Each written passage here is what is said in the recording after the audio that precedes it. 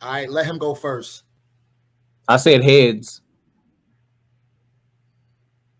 Yeah, it's tails. So he said you go first. So you get ready for your first round. The rounds are going to be 15-minute rounds. Not All right. 20. Can we get 20, bro? I didn't get a chance to communicate with both. I tried to call you last night, okay, but It's I 15, wasn't able to 15 minutes, confirm bro. those. Them 15 minutes ain't enough, bro. I understand. It's gonna be a timer. So Can, But yeah, man, we're ring gonna me. get right All into right, it, man. cool, Shout cool. out to I you get. two brothers. I Shout bet. out to you two brothers. We're gonna get right into it. 15-minute time frames. We're gonna be right back in just 60 seconds. Tyron, that should give you enough time to get your PowerPoint pulled up. I don't and we'll be ready to go. Shout out to everybody in the buildings. We got Rich Power Debate League. Welcome to the Bat League. This is the Aboriginal Power Debate League, where all knowledge is being tested. Calling out all Aboriginals, calling out all Pan-Africans, all Hebrews, all Moors, all Indians. Come step in the ring and put your information on the table. Bat League. It hit I buzz the fuck up. What are Aborigines at up in here, man? Do your homework on AP. Asking where the Aborigines at, bro. Do it, deal. Y'all know my song. Turn me up. Shout out to everybody in the building, man. We're locked and loaded, 15-minute rounds. Now, like I said, you guys will have a 5-minute introduction to each and every one of these to each to the beginning. So I want y'all to give a 5-minute introduction, and then you can get into your 15-minute round. At the end of every round, you will get a 5-minute rebuttal at the end of every round. So that's pretty much at the start of your round, okay, or your new round. You will get a rebuttal, 5-minute rebuttal. All right. So with that being said, let's get it in. Shout out to everybody in the building. Drop those fire emojis in the chat. Let's get it.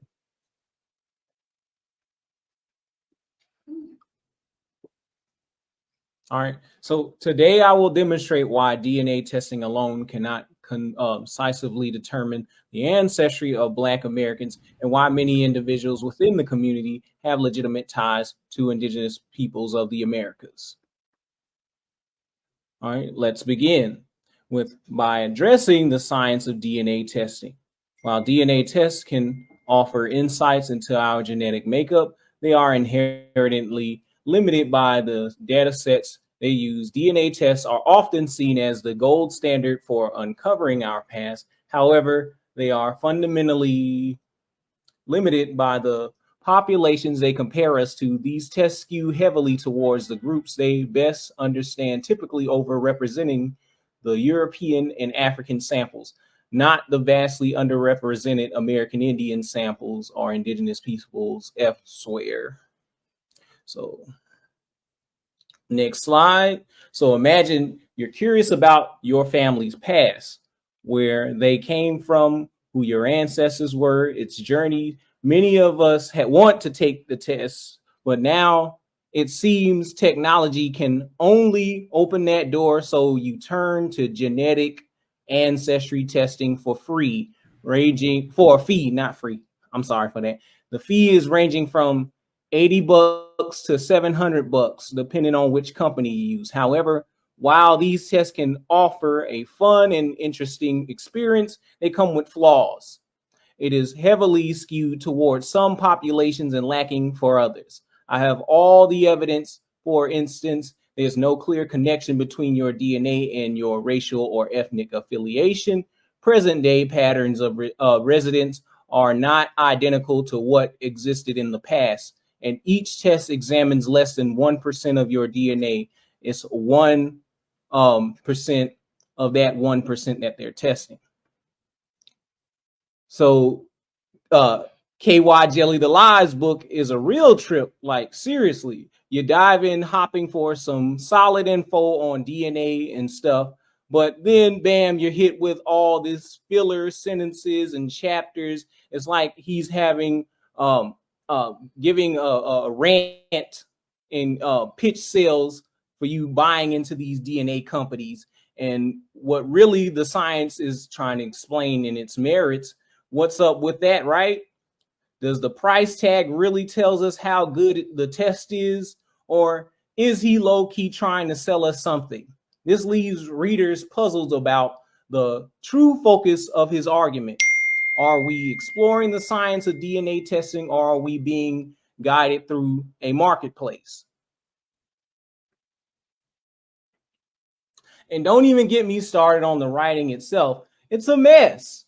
We have run-on sentences, where words are just mashed together, there's no spaces. He doesn't proofread. There's punctuation errors flying everywhere, and it shouldn't be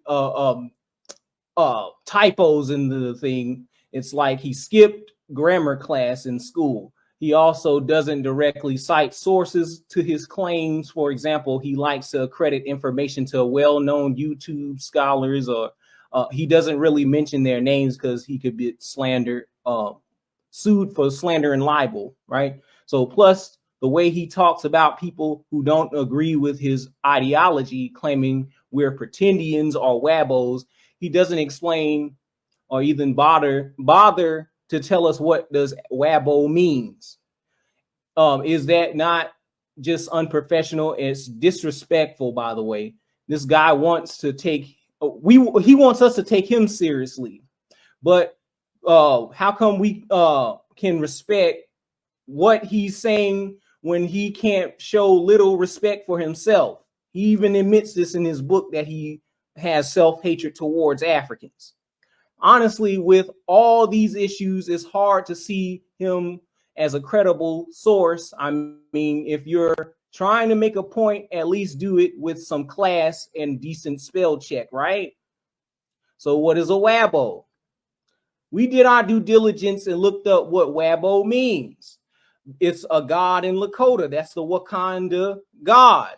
He's the rabbit god. He also exists in the form of a buffalo, or albino buffalo, or a panther.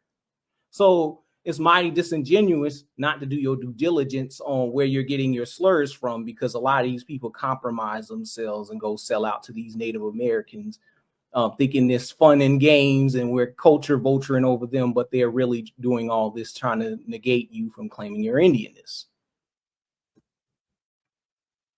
So limitations of DNA ancestry tests, such as inherent bias, convergent evolution, recombination, and genetic drift, creates a distorted lens through which we view ancestry, leading to misclassifications and contradictions in the very results we rely upon. Moving beyond genetics to history, we find that the continuous homogenization, clumping together of Black Americans with Africans has led to the neglect of the rich cultural and historical contributions of American Indians within the community. This erasure isn't just accidental, it's a part of a broader colonial and racist paradigm that seeks to rewrite histories and identities. I'm playing a clip from Hank T. Greeley telling us what DNA is really about. Figures like Henry Louis Gates and Rick Kittles have popularized the simplified narrative that DNA testing is the definitive means of tracing African ancestry. Yet even they acknowledge that these tests are flawed. They often overlook the complex ethno-historical narratives that include American Indian roots. Why? The result is because of the simplified African diaspora narrative is easier to sell to people. That's just business. This bias serves specific socio-political agendas and commercial interests rather than a pursuit of historical truth.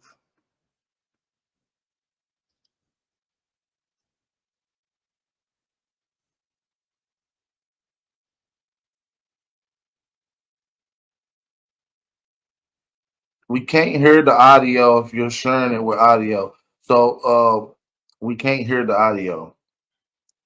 Oh, you can't? No. Oh. If you want to stop your screen share, I will stop your time right now too. If you want to stop your screen share and reshare it with the sound, just go down to present, hit screen share, go to screen share, and at the bottom at the Chrome tabs, it says also share tab audio, and you might have to click the little button on the right to allow it. at the bottom when you're screen sharing. Before you actually click whatever you want to screen share, it should give you the option to share the sound.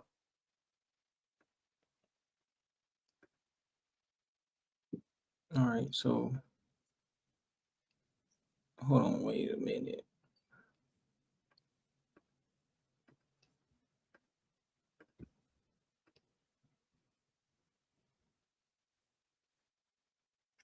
Did you do it with the sound? I don't see the sound on the.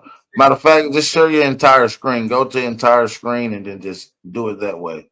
And then go to your PowerPoint. Go to when you click present and you hit screen share, go all the way to the far right. It says entire screen. Click that. Once you click entire screen, it should give you the option to click your audio at the bottom. At the very bottom, it gives you an option to click your audio. Hold on, wait.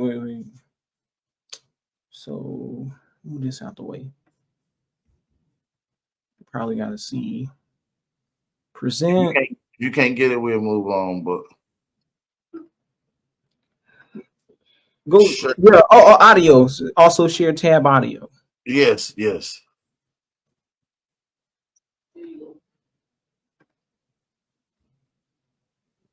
Go ahead.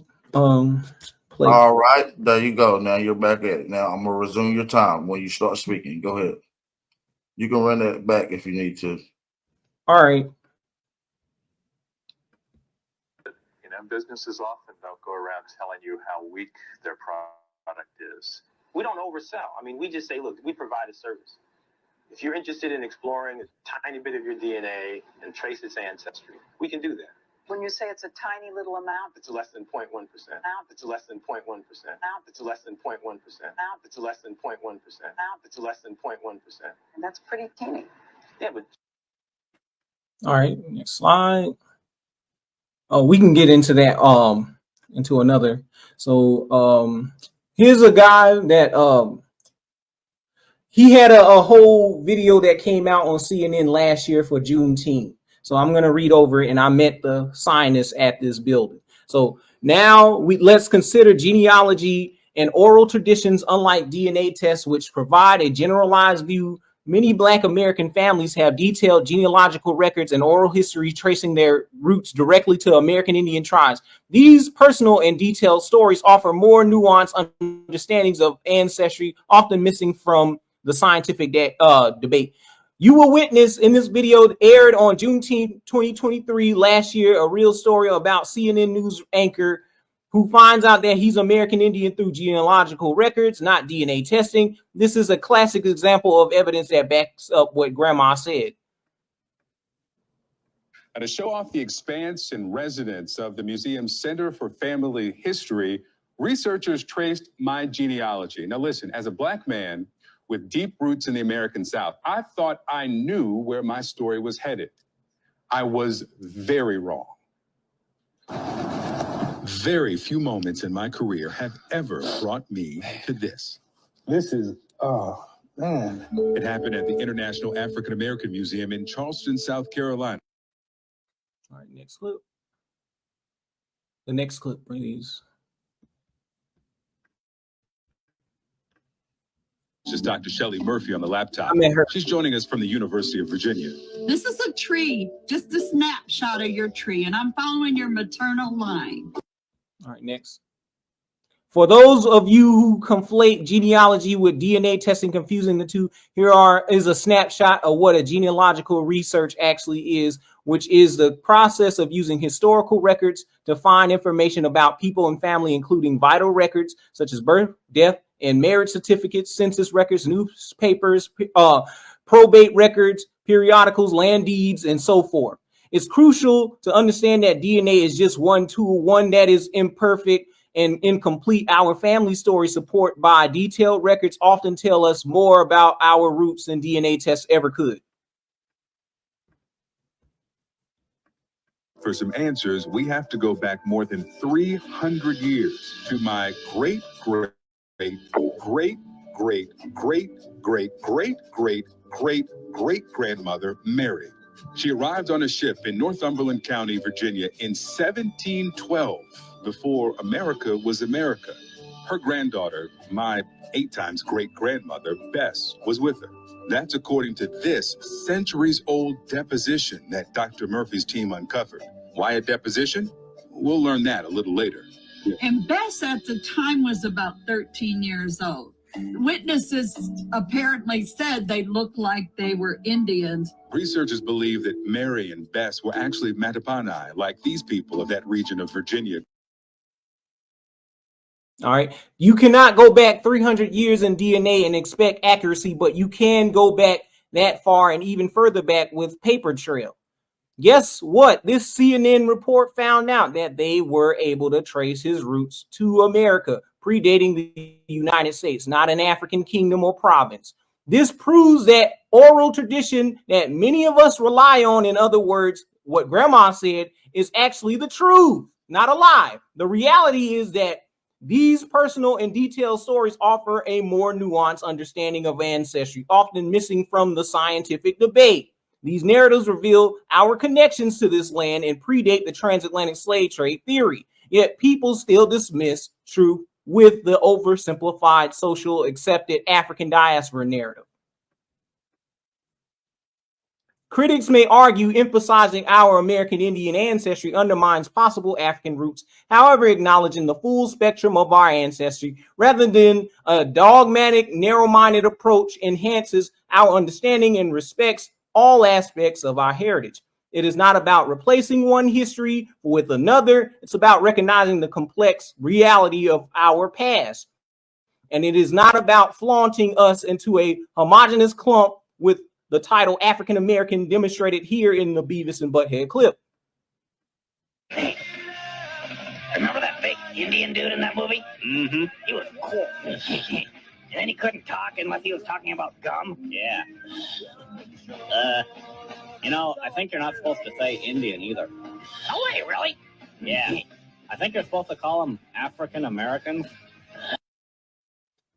So as you heard from Chief Siku Hidden Eagle Eye Joe from Yamasee Nation, in this short video of First Coast TV acknowledging indigenous heritage challenges existing governmental and social structure, he also explains how the Creek, aka Seminole, derived from the Yamasee Nation, which refutes YK the Truth's claim in his book about slaves only being African and being owned by Seminoles, and sheds a light on the complexities of slavery, turning the 5 civilized tribes narrative on its head to endorse a divisive victimization Olympics guilt trip. Listen, the term Seminole means runaway and idiot, with the phrase what a maroon, isolated, red, Negro skin, etc. So why would a slave own a slave if they are not a part of the colonial system of friendly Indians? They are hostile, committing slave rebellions for a couple of hundred years. On top of that, this proves that those runaway slaves were Indians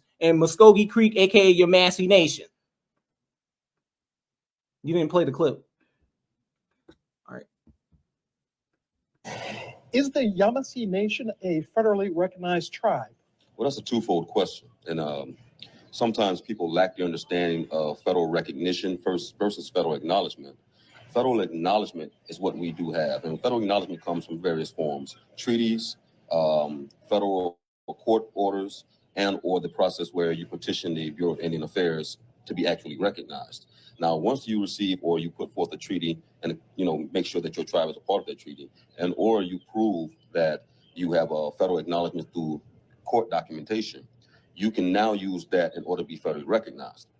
We have federal acknowledgement through federal court documentation, and it's nothing that we put on record or publicized through online documentation and whatnot like that. But we do have federal acknowledgement through federal court system recognizing us as a legitimate tribe based on the standards of what a tribe. All right, we got 2 minutes left. So technically, DNA tests face significant challenges, issues of homoplasy. This phenomenon can mislead interpretations of how closely groups are related. In the genetic drift, where DNA changes over generations greatly obscure true lineage, this is especially significant in mixed race populations like in Black American communities that cannot be neatly categorized. So basically means the ancestral DNA test has limits because DNA changes over generations. Making it hard to trace. 4 minutes. 4 minutes. Oh, it's 4 minutes? Okay. Oh, shit. So basically this means that ancestral DNA has limits because of the DNA changes generations, making it hard to trace specific heritage accurately. On top of that, this video explains how so much of our ancestry is not represented at all in your DNA test, but the precision of these ancestry matches is overstated, my man. Hank Greeley, a law professor at Stanford University, has studied this new field. He worries that people don't realize just how many ancestors they actually have. 8 generations ago, both you and I had 256 great-great-great-great-great-great-grandparents. Wait, you're saying that if you go back 8 generations, we have 256 great-great-great-grandparents? Yes, it doubles every generation. So you've got 2 parents, you have 4 grandparents, you have 8 great-grandparents, 16 great-great-grandparents, and it adds up fast. It adds up so fast, in fact, that if you go back 20 generations, you've got over 1 million grandparents. 1,048,576 to be exact. And in each generation, DNA testing can provide information about only 2 of them. So you could be Peruvian on your mother's side, Japanese on your father's side, Swedish on everything else. And you'll never know. And you'll never know the Swedish from the Y chromosome or the mitochondrial DNA. Now, you've looked at several of these companies that are doing these tests. Yes. Do you think that they explain what you just explained to us? No, I don't think any of them does as good a job of pointing out the limitations. All right, take YK Jelly the truth or the lie. DNA test results for examples. Do you see the contradicting comparisons between his Ancestry.com DNA test versus his African Ancestry DNA? Notice how you see that on his Ancestry.com test, it says he's 1% Nigerian, whereas on the African Ancestry Y chromosome DNA test, it shows that he's 100% Igbo Nigerian. That math ain't mathing.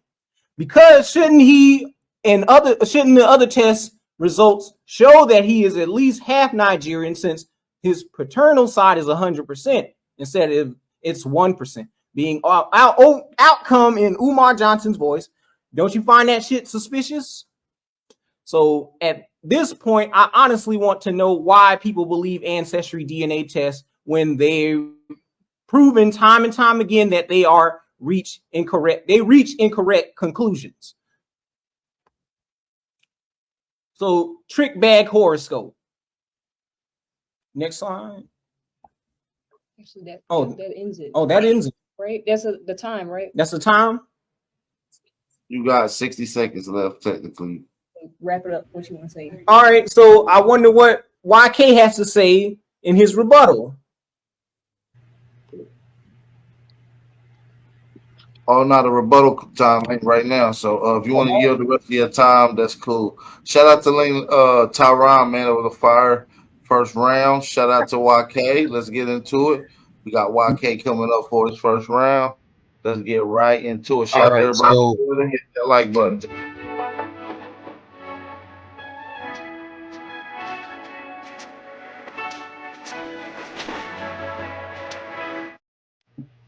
All right. Shout out to YK. We got you in the building, brother. What's up, man? I want to thank the brother Leung for purchasing my book and spending the first 5 minutes of his round talking about my book, but not the topic, which is, can you trace your DNA? Can you trace your ancestry using DNA? And so far, he didn't do it. Now, I'm going to share my screen. I got my screen shared real quick. I'm just going to run everything together. My intro, my screen, everything. Everything is going to run together. My screen is shared, AP. All right. So now, this is what the brother did. In the beginning of the debate of his round, he got an article about the science and business of genetic ancestry.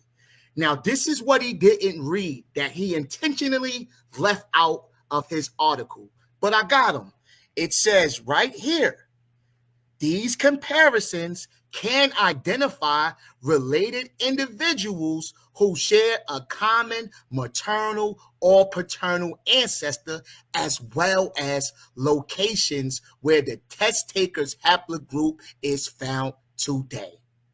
So even if they're using less than 1%, they are able to do it. Your own source says that. So you die by your own source. You know, Abos always die by their own source. Now, let's talk about it. I'm going to show you how we're using DNA to trace our ancestry. Now, here's a case.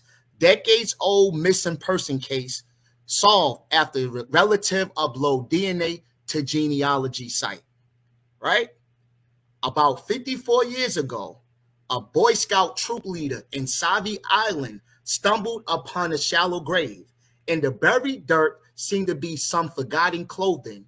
In reality, it was the remains of a teenage girl. State authorities identified the woman as Sandra Leung, a teenager from Portland who went missing between 1968 and 1969, right? It says, over the years, the state's medical examiner's office used a variety of DNA techniques to try to identify Leung. Those tools predicted that Leung had brown skin, brown eyes, and black hair. It also determined that Leung was likely of West African, South African, and Northern European ancestry. We are back talking to people whose lives were never the same after secrets about their true family history finally came to light. For most of her life, my next guest, Lisa Swire, never suspected anything out of the ordinary about her family until a at-home DNA test shattered her sense of identity, revealing not only that the man who raised her wasn't her biological father, but that she was an entirely different race than she was told she was. Take a look. I grew up outside of Washington, D.C. My mother's white. My father that raised me is white. But I often had people ask me, are you Hispanic? Are you Hawaiian? Are you Middle Eastern? I obviously looked very different than my siblings. My sister had kind of fair skin, straight hair. My brother was born very similar. And I always had, this olive skin. Growing up, my father always told us we were from Ireland. So I ordered the DNA test, and that's when my mom just looked at me and said, why are you doing this? And I said, I want to find out where we came from. And that's when she said, you will never know who you are and where you came from. I was in shock. So that weekend we came home and the first thing I saw in the mail was the DNA kit. I just opened it and just spit in the tube and literally ran it to the mailbox. So about 6 weeks later, the DNA test came. I opened up the email and the first thing I see is Africa. And at that point, I think I was relieved, right? I spent my entire life defending who I thought I was. And here in front of me is the results telling me, confirming who I am. The debate is over. People are using these DNA tests in real life to find out who they are. So for you to say DNA is a hoax, you would have to throw all logic and all common sense out the window. Here's another example of DNA being used, right? This is a guy who committed murder in where I live at, Columbia, South Carolina. They used his DNA to create a profile of who he was. And according to his DNA, he was 92% West African and 8% European. All right, this is in Columbia, South Carolina. Now, let's talk about Albert Perry and the African-American Y chromosome, right? Scientists says that an African-American male odd genetic signature suggests that the human Y chromosome lineage goes back further in time than they thought, perhaps due to interbreeding with other populations. This really upset a lot of ideas, but at the same time, it's understandable if we accept that human population was structured in the past. But now let's go down. The studies focused on the analysis of a DNA sample that was obtained from an African American living in South Carolina and submitted it to a genographic project. The funny thing about this sample is that it didn't match up with any of the previous known genetic signatures for the Y chromosome, which is passed down from father to son. But peep this. Let's see what it did do. The research followed up on their discovery by searching through a genetic database for African populations. And it turned up 11 men from Western Cameroon who had virtually the same genetic signature as Albert Perry. So for you guys who keep saying Albert Perry has the oldest DNA, guess what? It matches to a population in West Africa. Now, I would like to thank Leung's relatives for helping him with his PowerPoint. I didn't need any help, but you will die by ChatGPT, just like Zab did. Let's see what ChatGPT has to say about DNA, because it literally created your entire debate. Leung, man, you've been putting together your PowerPoint, bro. What we doing over there? Yes, sir. Yes, sir. I'm getting my shit completed. I got me some ChatGPT going on. I'll spell it for you. D-U-M-M-Y, period. I'll spell it for you. D-U-M-M-Y, period. Some ChatGPT going on. Let's see what ChatGPT has to say. Yes, DNA can be used to trace ethnicity. Checkmate. ChatGPT going on. Now, let's go to all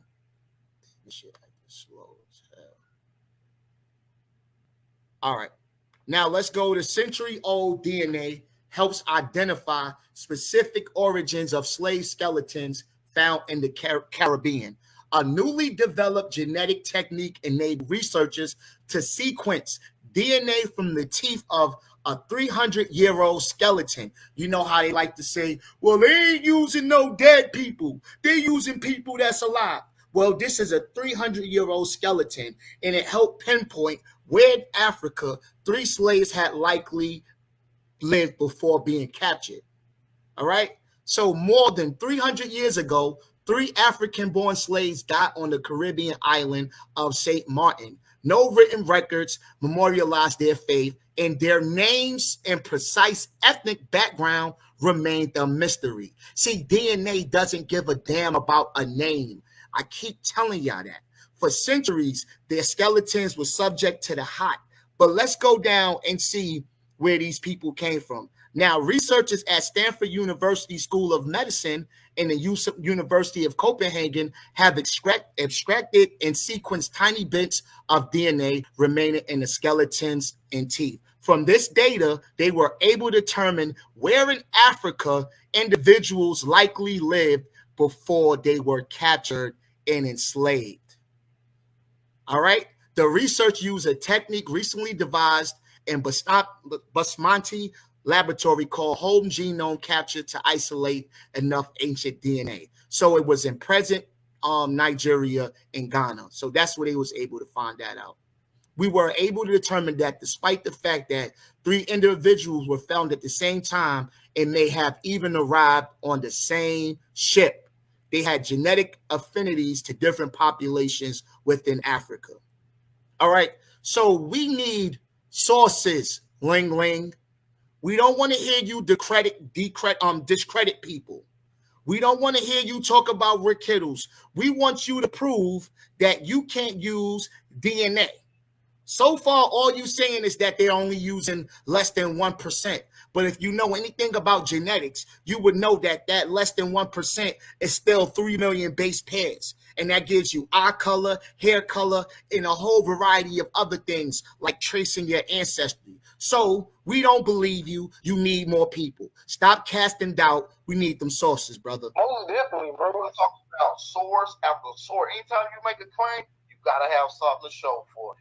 anytime you make a claim, you got to have a source for it, brother. A source for it. Yo, you could get the research guy to debate YKS. He'll beat the shit out of YK. That would be a good debate. Yo, you could get the research guy. Well, look, the research guy took his DNA test. So you abos might as well get your DNA test. A bunch of different whatever. Checkmate. I got some Europe. I got 1% Europe, like 2% Asian or something like that. But what was crazy was I saw, and I thought it was going to be, I thought actually, because you know how these people are, you know how, they always try to connect us to West Africa. So I actually thought it was going to say more West African. I thought it was going to say, like, I think I had some Australian, and it was like a little bit under there for Mali. It wasn't a whole lot. I was like, okay, well. So he said he took his DNA test and it came back 24% indigenous. So take your DNA test. Since you thought the research guy was going to cook me, take your DNA test. African Americans at Early Ironworks Genetic Analysis offers new way to reveal relationships. 4 minutes and 45 seconds, brother. And help restore ancestral history. It just seemed like my time be going hella quick, bro. I appreciate it. All right, so they did ironwork. DNA analysis of African Americans buried at early U.S. Iron Forge reveals locations of their African and European ancestry, finds more than 40,000 living relatives. All right, there was a study led by Harvard University. It's the first link up of ancient DNA technology with a personal ancestry testing database. So there's people that's genetically related to these African slaves. It's called a Catoctin furnace. This is real shit. So DNA backed these people. Here it goes right here. The study represents a step towards meeting our ultimate goal of identifying the Catoctin descendants community using DNA and other tools. So we got that one. Now, this is the real reason why abos are afraid to take their DNA tests. They're afraid because of this reason. I think when I was here last time, I was talking about how in Black families, we don't talk a lot about having like European blood. And so my family story is that we never mention it. And so the story is that we have a lot of like Native American or indigenous blood. And then I like get the results and it's like 13% European. And I'm like, and 3% Native American. I was most upset that there was no Native American. That really was the thing that upset me the most. Oh, tell me why that upset you. Because I had always thought that was a part of who I was. For it not to show up at all, that shocked me. How many of you had stories in your family of Native Americans? A big majority of our respondents or participants in the study received profiles that include a lot of races or ethnicities that they did not expect. And when this happens, they have to reconcile that piece of scientific information with all the other factors that go into their process of identification. Just got some questions to ask my father, that's all. Go to grandma. My mom will be getting a call. Go to grandma. What ends up happening is you break down any simple traditional notion of race. There aren't 3 or 5 or 10 human races, but rather there's this beautiful continuum. On average, an African American individual would have about 75 to 80% West African ancestry and about 20 to 25% European ancestry. I got 28% Africa, so I could say I'm quarter African now. Look at him. But it doesn't change who I am and my identity. I still identify myself as Puerto Rican. And I still got 80 more slides to go. We're going to rebut all this BS these guys spewing about DNA. It's not a hoax. Get your DNA test, brother. I still got more ammo to cook you with. So I'm going to stop sharing my screen right there. You still got 2 minutes and 44 seconds, bro. I do? All right. 2 minutes, 44 seconds? All right. Yes, sir. All right. So I got you. Let Let me go over something else real quick. I'll pause your time so I see your screen come back up. I appreciate it. Thank you. Hey, y'all drop them fire emojis in the chat, man. Fire round from both of these brothers, man. Fire round.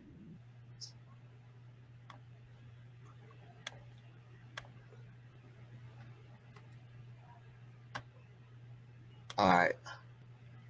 Are you back on the screen? Your time is Hold starting. on. I'm gonna let you know when. All right. So he's Leung. Now Leung is gonna admit that. So Rick Kittles has the largest African database. He's gonna admit that. So they are just now getting samples from Africa, and the only largest companies with the largest database with African spit would be Rick Kittles. Rick Kittles. You heard that. Rick Kittles. So we know now that Rick Kittles, you're not going to get the same results from Rick Kittles as you're going to get from these other companies because they don't have the database that Rick Kittles has. Now he said that, well, YK African Ancestry said 100% match, but his DNA from Ancestry said he was only 1% Nigerian. Now, if he knew anything about African Ancestry, he would have known that they're saying it's 100% match with those people. It's not saying you have 100% of that ancestry. So he doesn't even know how DNA works at all. So with that being said, I can relinquish my time, brother. Go ahead.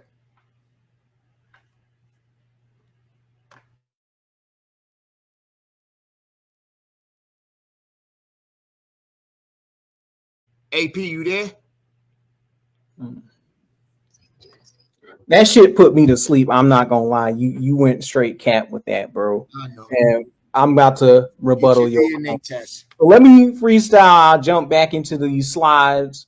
All right. So by the way, you mentioned ChatGPT is a modern tool, my guy. It's apparent you use all throughout your so-called book there, which we're gonna have a burning, by the way, which still you have typos and you didn't proofread. So work smarter, not harder, short bus. You said I purchased the book, by the way. And no, I didn't even purchase that shit. I got that shit for a 30-day trial, bro. And I'm about to cancel that shit because that book is straight ass. He claimed that I didn't share anything that leads to disproving DNA can trace ancestry. That's wrong. Every slide, I broke down the social, scientific, and commercial evidence that backs my argument. I even brought up the faulty science behind DNA. That's time. Time? He was talking over my shit, bro. My bad. I stepped away. Yeah. He was talking over He said he yielded it. Oh, you say you yield? Yeah, he said he yielded it. AP didn't start the time yet, bro. This debate is about DNA, not about YK's book, brother. It's all good. It's all good. Again. Try again. We'll get into it. Let's get into the next round. Shout out to everybody in the building. YK, yeah, you ain't gotta stop until your time stops. You feel me? AP, you said the debate was is DNA a hoax? Was the debate about this book right here? Now get this book, y'all. Negro, it got DNA in it. Hold on. Stay muted. We about to get into y'all second rounds. Both of y'all remain. Y'all time is up. Second round. All right. We got Tyron. We got your screen up and ready to go. Whenever you're ready to speak, your time will start. All right. Like I was saying, every slide I broke down the social, scientific, and commercial evidence that backs my argument. I even brought up the faulty science behind DNA. I presented the statistics. Did you not listen, you deaf idiot? At least read the slides. It's fully cited with sources, retard. But By the way, you mentioned that the name for it? comparison between the matrilineal and the patrilineal DNA and the location is accurate. I actually have the source that you call yourself destroying me with that actually showed that you have a straw man argument that I'm about to burn down with your book. So let's go back.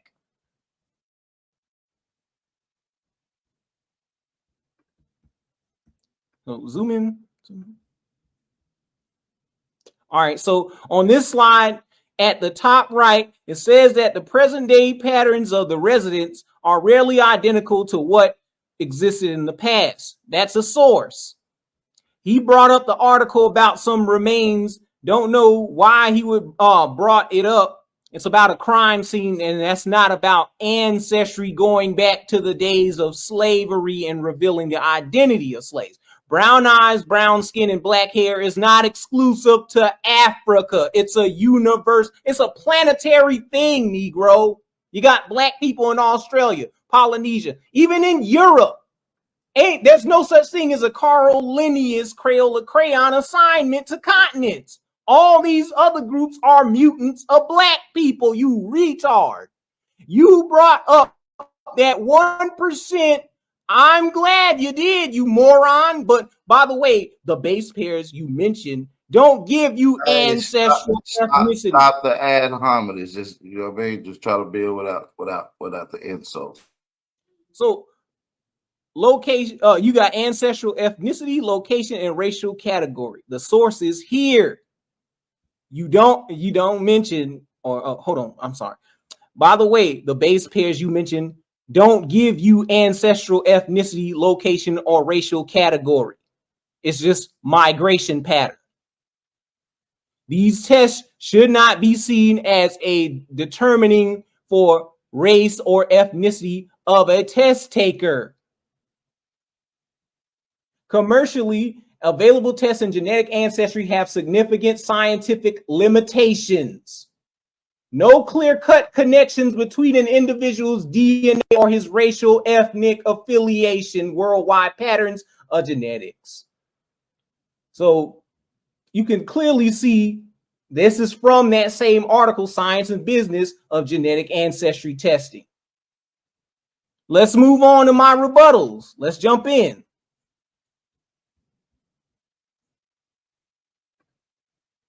So just because a lot of scientists agree on something doesn't mean it's set in stone.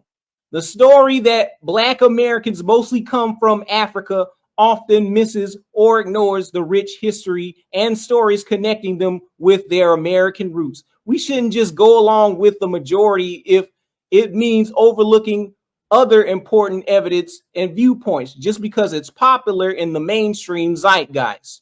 In other words, consistency should not be confused with correctness, especially when it leaves out other evidence and perspectives. Science is forever changing. There are no absolutes. KY Jelly Delay claims that acknowledging non-African ancestry amounts to self-hate and denying African heritage and the history of slavery, which undermines the horrific experience of slavery. What I've had to say to that is recognizing the rich mix of Black American ancestry, including the potential Australoid Aboriginal American roots, doesn't deny that slavery existed because you had Indians enslaved right alongside Africans. It actually highlights the full story of our cultural identities. We shouldn't ignore any part of our heritage, regardless of how ugly or pretty it sounds. Doing so would erase important parts of our history. I shared my background without dismissing any part of it. But the narrative of KY Jelly is others insist on a singular binary African descent is a disservice to the truth of our diverse ancestries. Actually, not embracing your full background is a form of self-hate, which is very hypocritical of KY Jelly because he has other ethnicities in there. Speaking of self-hate, YK Jelly believes that if you question the narrative about an African ancestry, you are practicing self-hatred. Okay, so this claim is unfair, questioning incomplete historical stories inaccuracies of DNA tests. It's about seeking the truth, the full story, not denying it. Recognizing our American Indian roots shows love and respect for our history. Our history is multi-ethnic and multiracial. We've gone through an ethnogenesis, and simplifying it to just one narrative isn't accurate. It's reductive. We need to correct historical gaps and celebrate every aspect of our ancestry, changing a narrow-minded Pan-African paradigm to a pro-Indigenous global paradigm. And then he claims in his book that most Black Americans identify with African ancestry, and saying they have any Aboriginal American roots could be considered divisive. Everyone's heritage is personal and can vary a lot. Every Black American doesn't have the same POV. While many do identifying with African roots, you have the right to self-identify. A good number also has ties to Aboriginal American ancestors. Not about dividing Native people or an African pro-Black paradigm. It's about understanding and appreciating all the different parts of history. Play the clip right quick of Morgan Freeman, because he did the test, but he found out that political correctness just destroys our own narratives.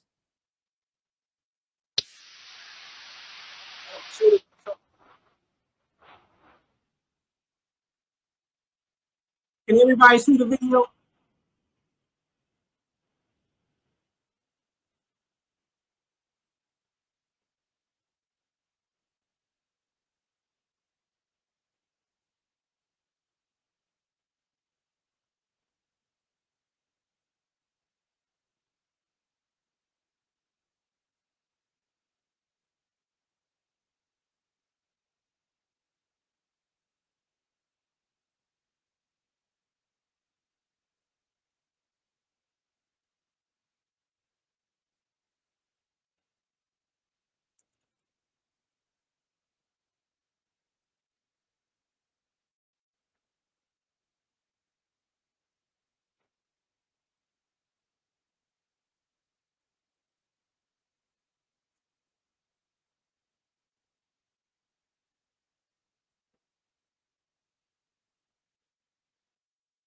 All right, so next slide.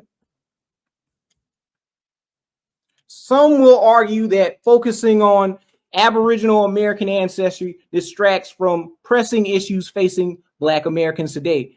Talking about the full range of Black American ancestry includes Aboriginal American roots isn't a distraction. It's actually enriching. It helps us understand our current issues. Better recognizing this heritage can give communities a stronger sense of identity and connect them to a broader historical narrative and rights like land claims and tribal sovereignty, whereas claiming misnomers or made-up pseudo-geographical borders like sub-Saharan African, Bantu, Black, or African American marginalizes you into a Eurocentric box, being a foreign national invasive species.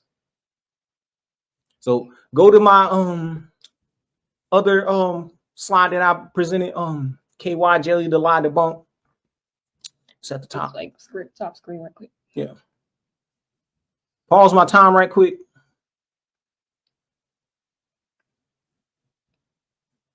It's right here. Right there. All right, scroll down. So, KY Jelly. We can show more sources where this is a Black website that explains our complexity within the Americas. So we can get into DNA, bogus ancestry DNA tests, and I can provide the link for anyone who wants to study this by themselves.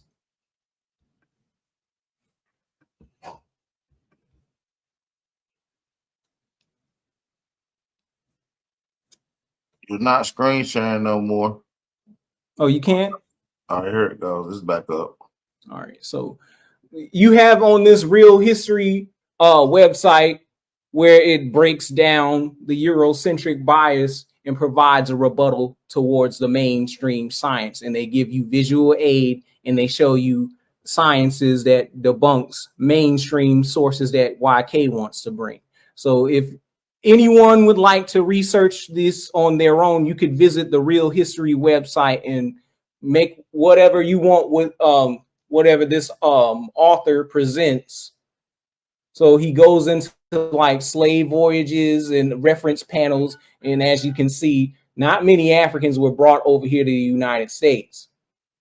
They're saying and bringing up estimates like 3,800 and 308,005% Africans come into the New World, and this is from the Emory University. Whereas on Henry Louis Gates's slavevoyages.com, they present a different number. You get different pupils to be taught about the nation's earliest inhabitants were Africans who were in Britain before the English, which keep in mind, Africa, Europe, and Asia aren't separate continents. They're one big supercontinent. So you can't look at things like, oh, this is the black race, this is the haplogroup of the black race, the haplogroup of the white race, haplogroup of the yellow race, haplogroup of the red race. That's not how things work. So go on to genetics and ancestry tests. This backs all what I'm saying. But we can move on to other sources within my thing because we don't have enough time to do a deep dive within this. Go back to my slide. So as you can see, we can talk more deeply about DNA, and I can bring up Daniel Romero of NYTN. She took the DNA test and she had pros and cons about it. She said on herself when she took it, who can argue with the numbers? Math is math. Numbers are numbers. Those numbers meant everything to me. Basically, within the video, 4 big problems with my DNA test. She has experience with family oral history, genealogy, lineage, and heritage. She's skeptical about DNA tests for race, ethnicity, research, believing they can be completely true. She used Ancestry and 23andMe, which are popular to customers for being pointed into the direction of searching for hope in tracing family roots.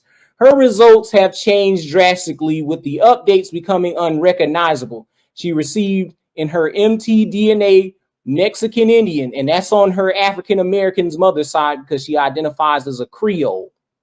And her grandmother's lineage, but with the updates to the test, she receives more Irish from her grandmother's, her mother's grandmother's husband, that's her Y chromosome test within her mitochondria.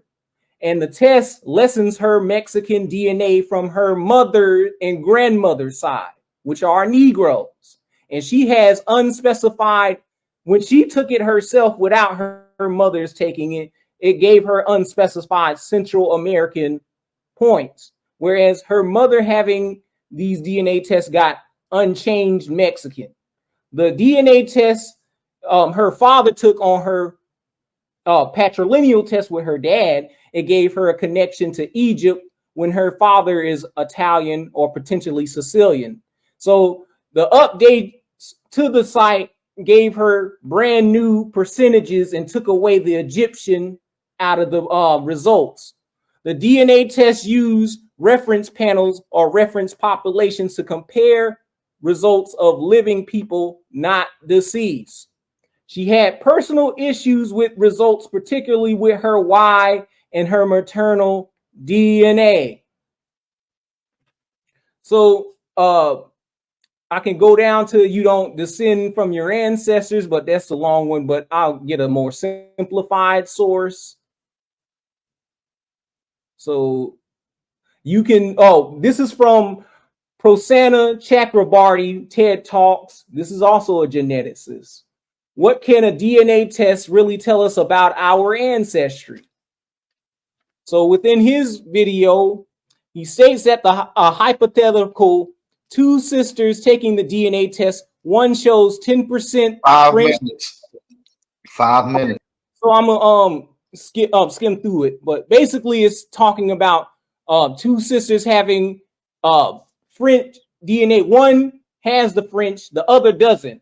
So it only got 10% on the one sister and 0% on the other. You have 6 billion base pairs of DNA and 23 pairs of chromosomes, with 99% shared among humans. Commercial DNA tests less than one of that 1% to provide estimates. Recombination during the formation of sex cells leads to unique chromosomes in each sibling, explaining different in the French DNA. Without recombination, ancestral contributions would be predictable fractions, but recombination makes it a variable. The further back in generations, the less representation of each ancestor in your DNA gets complicated. Without recombination, you would get 1/4 from each grandparents and so on and so forth. So how can you prove all your ancestors were exclusively Bantu, Niger, Congoid, Sub-Saharan African, and white rape Sally Hemings Palankage scenario?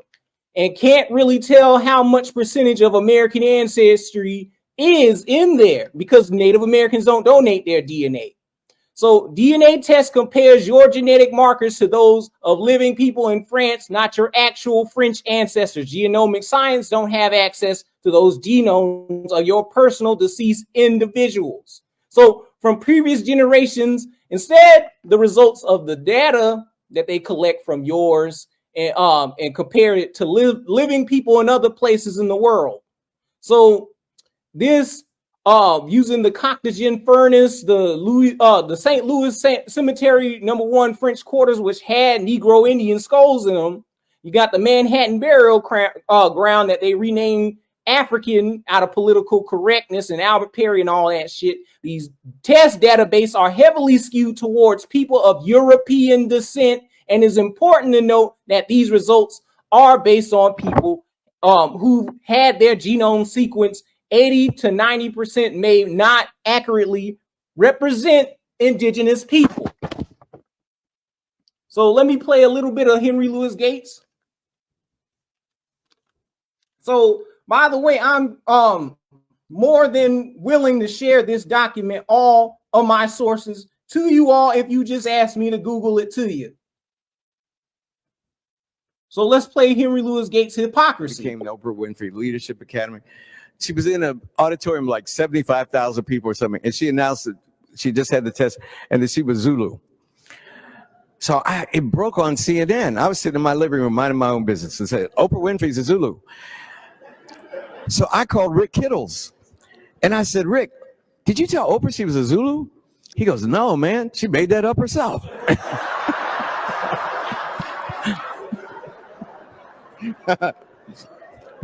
It's a true story. It's a true story. I would lie to make you laugh, but I'm telling you a true story. So I said, Rick, are you in your lab? He said, yeah. I said, is anybody there? He said, no. I said, when the results come in, make her Zulu, man. You know? I said, you back there making it up anyway. Nobody believe you can take some spit and figure out a tribe? What, are you crazy? Go to the last one right here on the Henry Louis Gates, because we might not have enough time.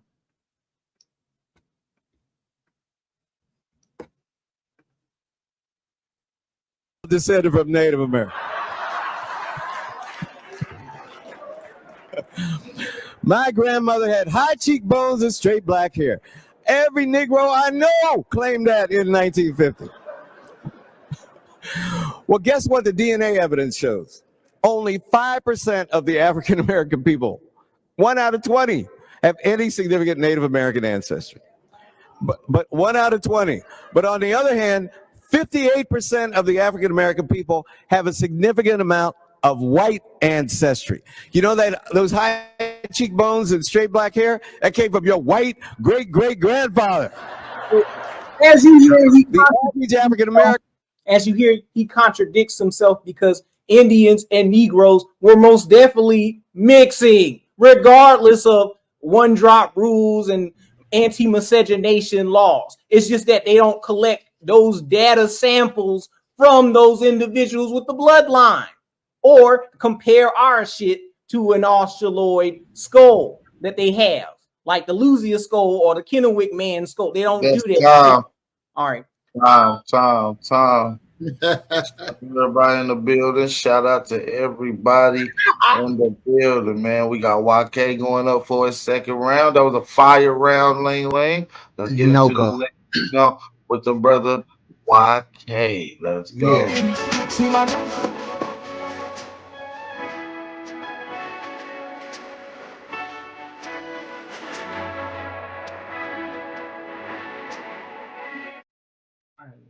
All right, we back.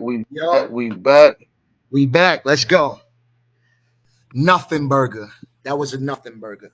Now since y'all love to bring up Henry Louis Gates, right? What they fail to realize is that interview was in the year 2000. All right. The interview that Rick Kittles did was in 2010. So the human genome wasn't even completed. Let's play the video. This is what y'all all leave out, brother. Listen. So I called Rick Kittles and I said, Rick, did you tell Oprah she was a Zulu? He goes, no, man, she'd be dead up herself.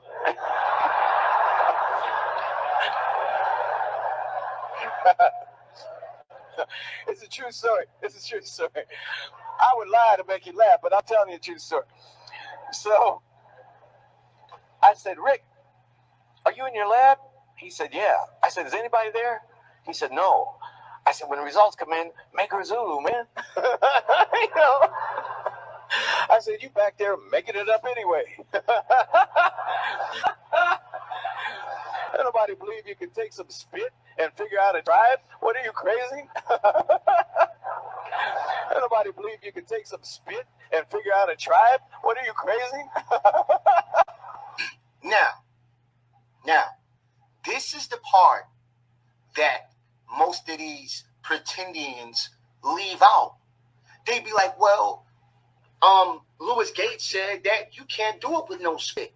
You can't. This is him being sarcastic. Do you understand what I'm saying to you? But check it out, though. See, this is the part that they leave out. You know what I mean? They always cut that part out. Well, you can't chase no spit. But let's see what he says in that same video. Don't use that shit anymore. Don't bring up Henry Louis Gates. This is the kind of amazing stuff that we discovered. Now, we gave everybody in the Series 3 test. If you're a man, we gave you a Y-DNA test. If you're a woman... So Henry Louis Gates has his own genetic company. So that happened in the year 2000.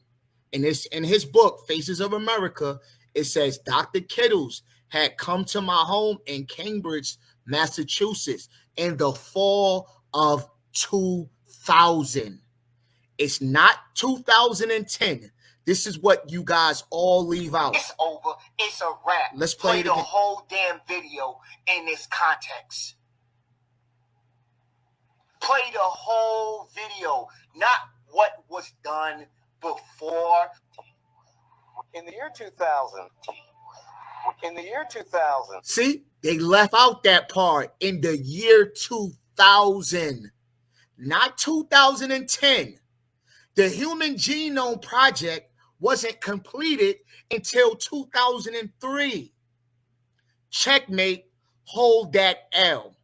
It says right here, the Human Genome Project is one of the greatest scientific feats in history. The project was a voyage of biological discovery led by an international group of researchers looking to comprehensively study all of the DNA, known as genome, of a select set of organisms, launched in October 1990 and completed in April 2003. So, of course, it wasn't going to be done right. Now, what did the human genome sequence, since it was a hoax, right?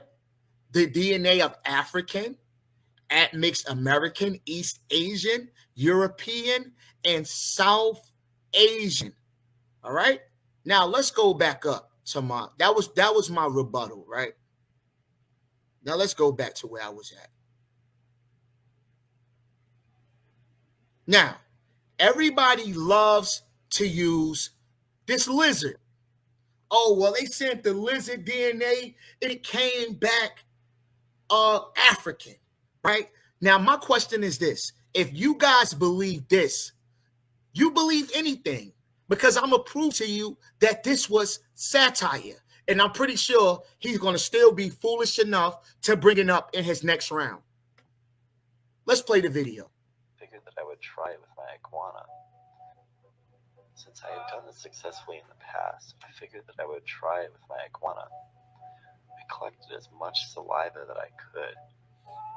Decided to send it to 23andMe to see what kind of results I'd get sent back. After a couple weeks, I headed to the mailbox to get the results. And I just can't believe that this actually worked. So I plugged the results into my computer, and it came back African. Claimed that my iguana Henry was Nigerian, Ghana, and Senegambian. But they also said that he had about 8% of European blood. I don't know what the heck's going on here, but I'm going to keep trying this with my other animals. Now let's see what else. Started off by taking DNA from our watermelon plant and splicing it together with DNA from our home chickens. We took the samples to our laboratory where we spliced them together and created a whole new species of plant. We were able to successfully plant the eggs, and they grew into egg plants. As you can see, the eggs that grow on these plants are that of chickens. This process could revolutionize what we know about farming and food. Thank you. So let me guess. You believe that too, right? You believe that you can grow eggs. That place is a TikTok site. It's science animal satire. It's not real. It's exaggeration. It's for humor. But that is not going to stop you guys from sharing it. Saying, look, they did a lizard. First of all, you don't swab a lizard with 23andMe. You spit in a tube. That fucking lizard, that lizard would die if you get enough spit. This is what gullible is. Easily duped or cheated. So if you believe that, what else you believe? No, it is because with the Americo-Liberians and the Sierra Leoneans, they have American Indian diaspora DNA. How do you know that if DNA is a hoax? How do you know what DNA they got? Let me play it back again. See, Shah-Son, I was going to leave this for the debate, brother. I wasn't going to bring it up during the face-off, but we here now. Let him say it, what DNA they had. Indian diaspora DNA. What DNA? American Indian diaspora DNA. They have American Indian diaspora DNA. I'll spell it for you. D-U-M-M-Y. Period. Period. Now, this is my African ancestry, and it matches my ancestry. Let me tell you how. It says my people are the Igbo people from Nigeria. This is what he failed to leave out. Because when you go to my ancestry, guess what? Nigeria is there. But what did he do? He scrolled all the way to the bottom where it said East Central. It made it like I only had that much Nigerian in me. Nice try, but you failed. Womp, womp, womp. Now, this is my cousin Sam, distant relative. He lives in Ghana, right? We share the same DNA. We share the same DNA. All right? Do you see it? It's right there. Shared ancestry with somebody who lives in Ghana. But matter of fact, let's get even deeper. Let's look at my DNA. Majority of my DNA is African, 86%, right? But when you go down, you're going to start to see 6% Scotland. You're going to start to see that European. Now, when you look at my second great-grandfather, he's a mulatto, right? And that was in North Carolina, right? Who are the people who moved immigrated to North Carolina at that time. Many settlers from other British colonies came to escape high taxes and oppression and were of English, Scottish, Irish, and German descent. Throughout the 1700s and 1800s, more Highland Scots immigrated to North Carolina. So my DNA backs my genealogy. You can't just use DNA. DNA is wonderful, but does it fit your genealogy? And as far it does, you see, he's mulatto, mixed ancestry, right? Now look at my DNA. I have total matches of 15,000 people from South Carolina, Low Country, and all of that. Now my peoples is from Gullah, is from the Gullah. 80. Now, what does it say? They did a study of the Gullah African Americans and look at the percentage of their DNA. 86%, 16%, in a mere 1.4% DNA. So if you look at my DNA, which I only got about 2% indigenous, so it fits. My DNA fits my migration and my family, right? Now, let's keep going. Look at my third, fourth great grandfather. His parents were born in Africa. My genealogy is matching my DNA, my records, right? Let's look at my fifth to my eighth cousin, right? You can tell she has some admixture. We share DNA, but look at her DNA. You can look at her face and obviously tell there's an admixture. Then you could look at her DNA and see it's 12% Cameroon, 8% Nigerian, but then it goes down to 27% England. So if it was just a mere guess, why didn't they guess that the Cameroon was 27% and the English was 12%? If it's just because y'all want to say it's just a guesstimate, but it adds up to these people. Denialism. What is denialism? Denialism is the practice of denying the existence of truth or validity of something despite proof or strong evidence that it is real, true, or valid. Let me let you guys listen to something right here. Let's listen to Smoke Signal and how he feel to show you that self-hatred is real. They don't care about the truth, bro. You know that. If the truth leads us back to Africa, fuck the truth. How about that? Exactly. So I want y'all to clip this. If DNA leads me back to Africa, nigga, fuck DNA. How about that? Wow. That's how nigga. Let me be the first Aboriginal to officially say I'm anti-motherfucking African. He's anti-African. I'm anti-motherfucking African.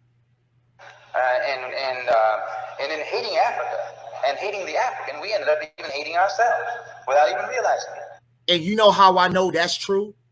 Because I'm pretty sure that they seen OTK's genealogy and knows he has West African ancestry. But as long as he denies being African, you're my Indian brother, straight up. Now let's go to Hank Greeley, right? Since y'all love bringing up Hank Greeley, I'm going to debunk 60. I've been debunked 60 Minutes 3 years ago. Hank Greeley, a law professor at Stanford University, has studied this new field. He worries that people don't realize just how many ancestors they actually have. 8 generations ago, both you and I had 256 great-great-great-great-great-great-grandparents. Wait, you're saying... Now let's stop right there. If we have all of those great-great-great-great-great-great-grandparents, why are we only going to one grandmother? Why? Why are we only going to one grandmother if we got all of those great-great-great? Checkmate. Saying that if you go back 8 generations, we have 256 great-great-great-grandparents? Yes. Grandma said. Every generation. Now, 5 minutes and 20 seconds. Got you. I appreciate it. Now, I've reached out to Hank Greeley, and let's see what Hank Greeley said about DNA. Is it a hoax, or can you use it to trace your ancestry? right? He said, wow, 60-minute segment I did about in 2008. But somehow these people are still using a video from 2008 as if science doesn't update. Bro, stop using it. Now, go upstairs. Excuse me. Go in the kitchen, man. Excuse me, y'all. So, the 60-minute segment I did about in 2008, didn't know it was still alive. Short answer, both then and even more now. It can be done, but it still has major limitations. As a way of confirming fairly genetic relatives out to second cousins is quite good. As a way of telling your ethnic roots, it's okay. It's good at telling you if you have ancestry from some of the major continental groups, Europe, East Asia, the Americas, Sub-Saharan Africa. It's pretty good at telling you how much DNA you inherit from there. But not wonderful. If it tells you you are 50% European, your family tree would probably show you have about 35 to 65%. Now check this out. Hank Greeley, excuse me for the distractions. The kids are going in and out. But Hank Greeley said he done his. I've done mine's family tree DNA, though 60 Minutes didn't mention it because it wasn't interesting. Sounds like an agenda to me. Y'all want to get all conspiracy and spooky. Why they didn't mention that Mr. Hank Greeley had a DNA test? They all agree that I'm overwhelmingly European in ancestry. So all the tests he took verified that he had European ancestry. If it was just a guess, why didn't it make Mr. Hank Greeley an African or Chinese or Indian? Why did it say he was of European ancestry? Because it's not a damn hoax, period. Now, Rick Kittles, now just look at it. African Ancestry was founded in the year 2003. Why it didn't come out in the year 2000? If y'all want to keep saying that he tried to turn her Zulu, why? Because in the year 2003, the human genome was completed. Rick Kittles has the largest database of Africans. All right? February 2003. Now, this is my rebuttal. How much time I got, AP? You got 2 minutes and 15 seconds. All right, let's get it. Third myth. Okay, I want everybody to be honest. Just the African Americans in this room. How many of you are descended from a Native American? Just raise your hand. Don't be ashamed. There you go. Look at all them Native Americans. Well, I got news for you. None of y'all descended from Native Americans. Checkmate. That part. My grandmother had high cheekbones and straight black hair. Every Negro I know claimed that in 1950. Well, guess what the DNA evidence shows? Only 5% of the African American people, 1 out of 20, have any significant Native American ancestry. What?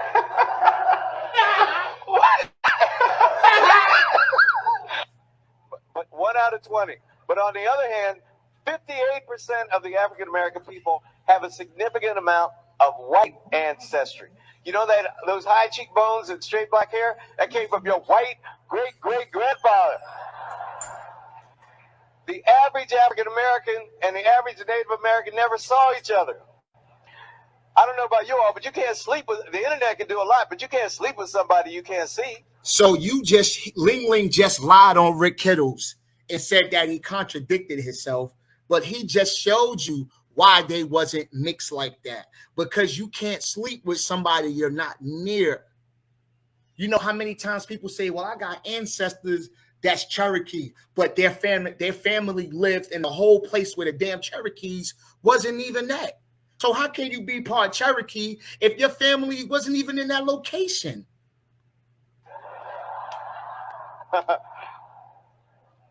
The average admixture for African Americans is the average black person is 77% black, 17.5% European, and 5% Native American. And I relinquish the floor in the famous words of Smoke Signal.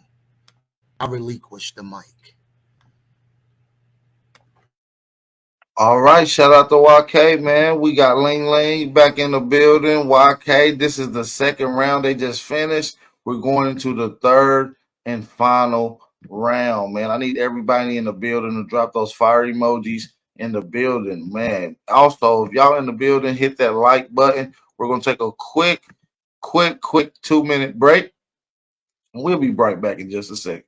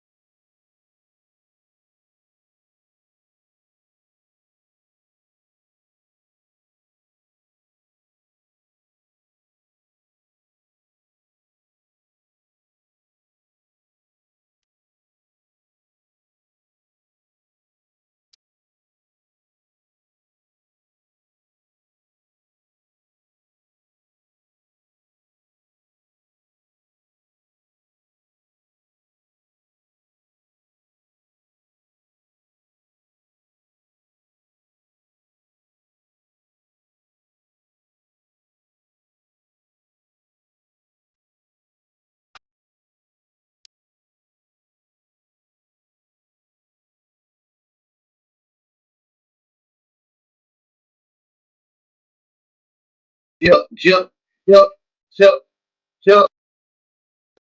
out to everybody in the building. Hey, I've been bumping that shit all week. That shit be having me in the car. Hey, be up a couple shots to the Casamigos, of course, you know.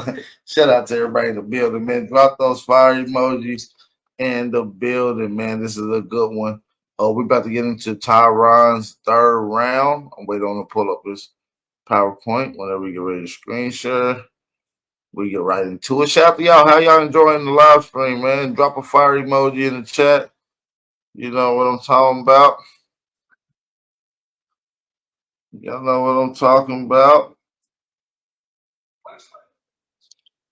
Somebody said that was something. Now, that wasn't Summer Walker. That was a dude named Jordan.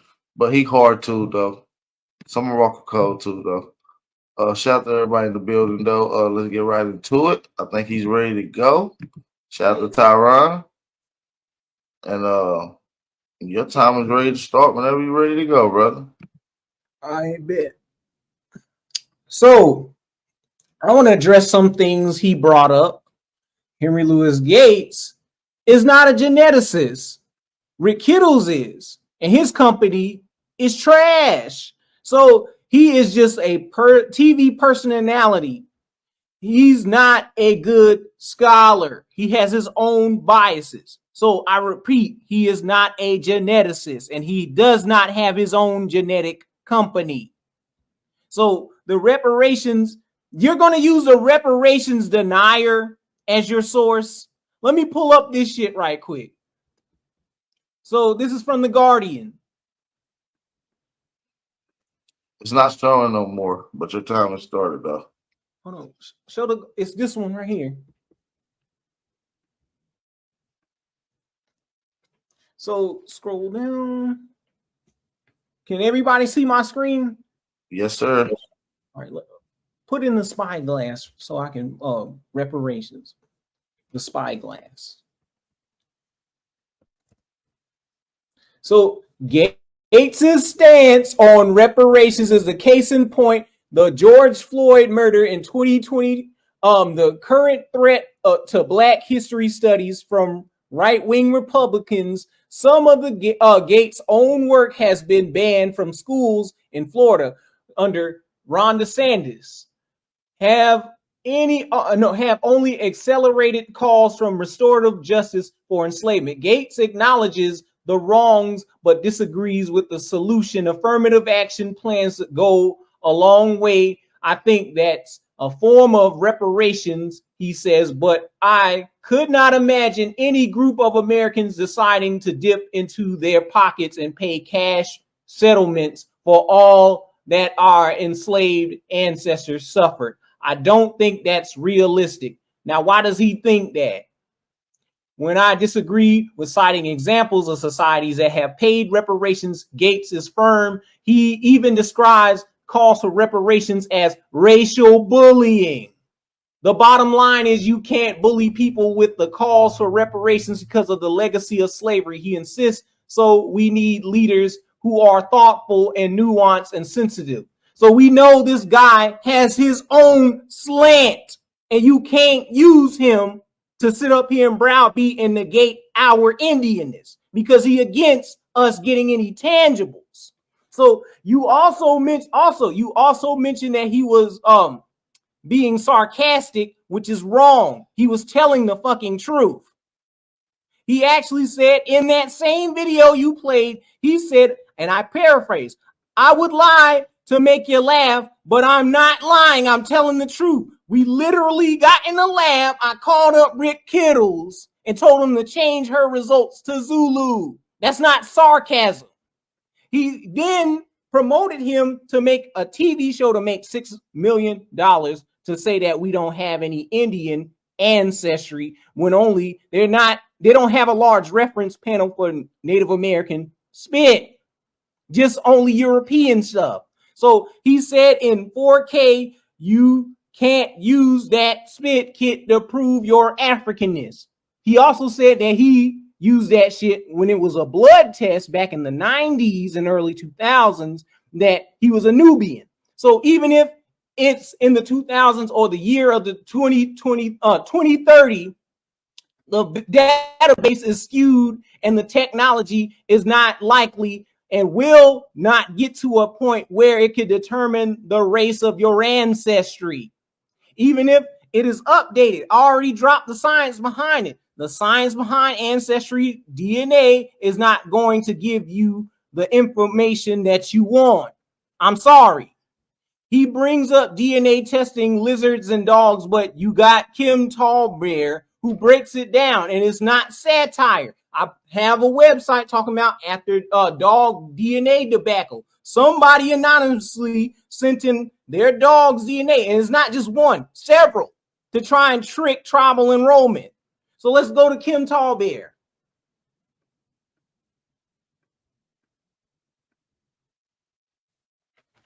Right there, right there. So after dog DNA debacle, indigenous researcher says ancestry test is stupid science. Tribal culture can't be bottled in a tube, says Kim Tallbear. So the article states that somebody anonymously sent in this dog's DNA to tribal enrollment to try and trick themselves into enrolling into the tribe. Culture is more than genetic markers. Kim Tallbear said the case is egregious, but the suggested all DNA companies are taking advantage of a growing curiosity in ancestry research while neglecting complex questions around culture, race, and government status. DNA are not valid for determining indigenous affiliation, First Nation, or tribal identity, said Kim Tallbear. The tests don't satisfy the requirements for Canadian status and band membership. Just like you can't get nothing with Africa with a DNA kit. It's a lot of red tape with moving to Africa. So genetic ancestry tracing back to an unnamed ancestor among the founding populations of the Americas is not kind to a biological tie that matters to the gaining status, She said, even the most credible tests for indigenous ancestry rarely provide detailed tribal affiliations and are prone to inaccuracies due to the lack of a diverse sample size for the genetic profiles in their databases. So Native Americans are not participating in African slave findings. If you want to prove the real identity of a slave, all you got to do is have a broader reference panel with unbiased, vetted people that you put in these labs. So Tall Bear said she would never rely on a lab to interpret her cultural roots, even in a credible DNA lab. There are problems using these kinds of tests to determine indigenous affiliation.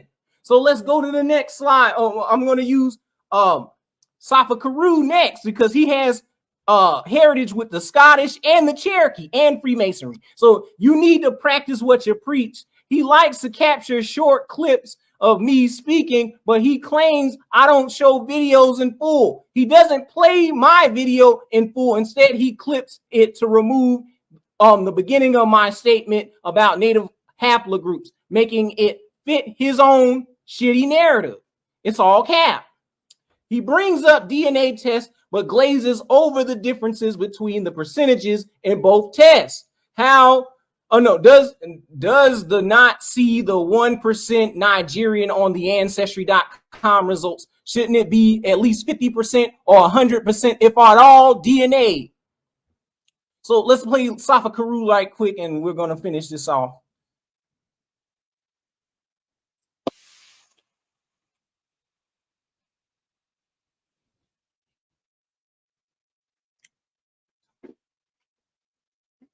It's at the top.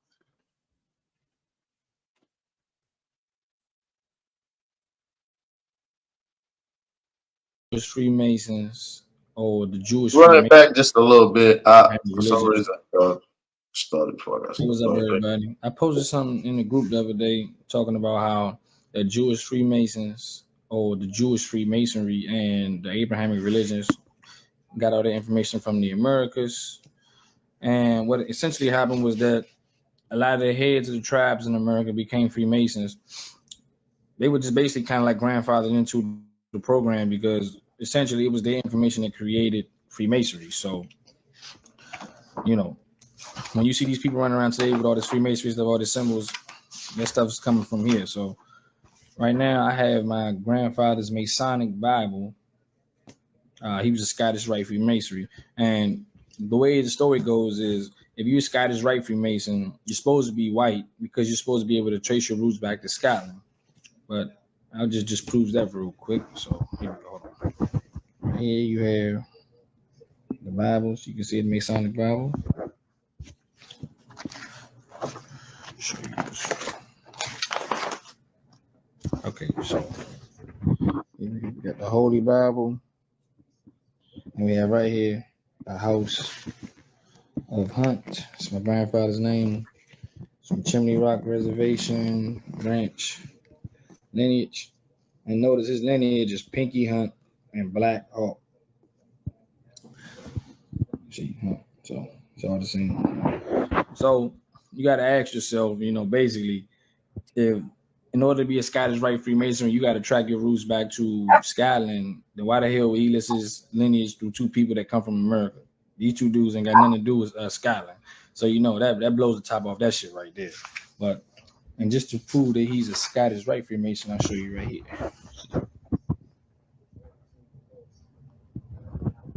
Ancient, accepted, Scottish. And you see that shit. You see all the information. So, yeah, that's all I want to show. I'm gonna attach a picture to it. It probably got some clear images. Right. So let's run this back. So let's run this presentation right back real quick. So give me a sec. Wait. Come on. So this is his little DNA kit that he took, right? So he brings up his DNA kit, but glosses over the difference between the percentage in both tests. it does not see the 1%. He does not see the 1% Nigerian on the Ancestry.com results. Shouldn't it be at least 50% or 100%, if at all, DNA tests are accurate and all align, right? So scroll down. Lastly, why are you bringing up other people in the indigenous American group that's not here to defend themselves? I don't align perfectly with everybody. That don't align with everybody's beliefs. So in my closing statement, the main point solely relying on DNA tests for ancestry is scientifically shaky and misses cultural/historical context from different groups of people. DNA tests are good for recent family ties and broad trends, not for a deep ancestry due to biases and genetic changes over the generations. And conclusion, aim for a more inclusive and accurate understanding of Black American ancestry within the United States. So what now? I challenge you to acknowledge the limits of the current science and avoid oversimplifying identities, because everybody has different stories. We don't have the same story. We have many nuances and complexities. Even if DNA teaches, even if DNA tech improves, it can't capture all the complexities and it cannot reveal everything from the past, just like we just discussed. So honor the full spectrum of Black American heritage. It's not a binary thing. It's non-binary. You have different complexities. There's a lot of research that's out here that says that American Indians were a Black people, and the continent of the Americas was peopled by Black people. Look up Torquemada, for example. Look up Raffinese and all these other people. Peter D. Root.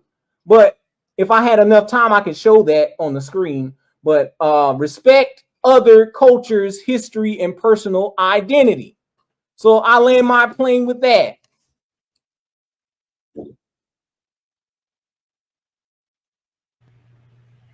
Yo, AP, you dead, bro?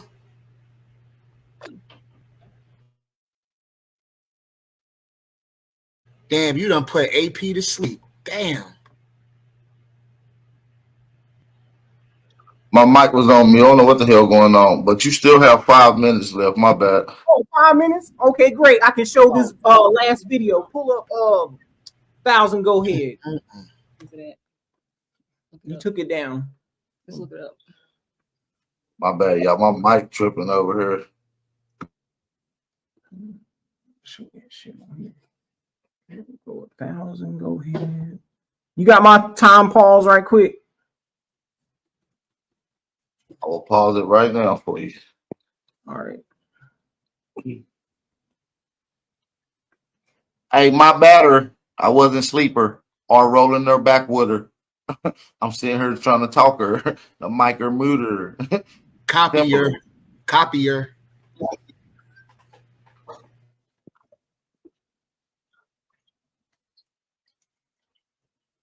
Why you matter? Why care? All right. Aboriginal power. You see that Drewski shit though? Y'all see that shit? That shit is hilarious. All right. I run that video back, YK. Run it back. I'm not YK, but Leung. My bad. Kid, what y'all think? Kid, you think you a lawyer? If you a man, if you an African American, if you whatever the fuck you think you are, we thugs and niggas to these motherfuckers. You know? And until we own some shit, I'ma call it like it is. How you gonna? Because these I mean that shit. Because these white folks see us as thugs. I don't care what y'all think. I don't care if you think you a lawyer. If you a man, if you an African American, if you whatever the fuck you think you are, we thugs and niggas to these motherfuckers. You know? And until we own some shit, I'ma call it like it is. How you gonna be a man and we starving? You know? And you can walk by 5 different houses, ain't a man in either one of them motherfuckers. How we gonna be a man? How we gonna be African Americans? We out here dying. How we gonna be African Americans?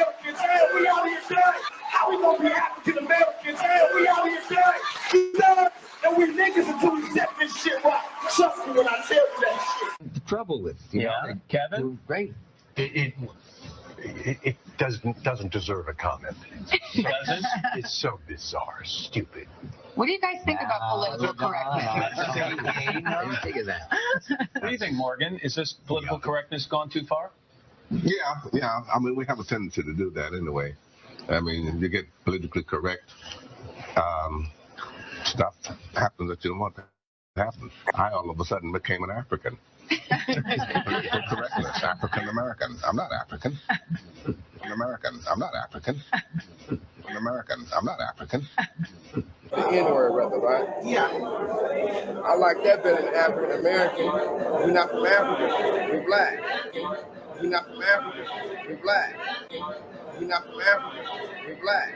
Even Africans don't call themselves Africans. I'm not an African. They call themselves, they're from Kenya. They say they're Kenyan. But I've been infected, restless, always buzz and cheeks that manifested, words and the laugh that you speak. I've been infected, restless, always buzz and cheeks that manifested, words and the laugh that you speak. I've been infected, restless, always buzz and cheeks that manifested, words and the laugh that you speak. I've been infected, restless, always buzz and cheeks that manifested. Words and the laugh that you speak. Because I made the fool for you. Because I made the fool for you. Because I made the fool for you. Because I made the fool for you. Because I made the fool for you. So I'm gonna have to play a clip of Khalid Muhammad. No, it's on the same thing. Go back. I'm gonna let his own Pan-African master teachers speak for you. Oh, ain't no fucking way. Yep. You just want to claim a spot for the whole thing. Africa is not our home. Let me let that hang in the atmosphere for a while. I said at this gathering of the masters, Africa is not your home. It's not our home. But I know my roots. And I ain't Kunta Kinte. But I know my roots. And I ain't Kunta Kinte. But I know my roots. And I ain't Kunta Kinte. But I know my roots. And I ain't Kunta Kinte.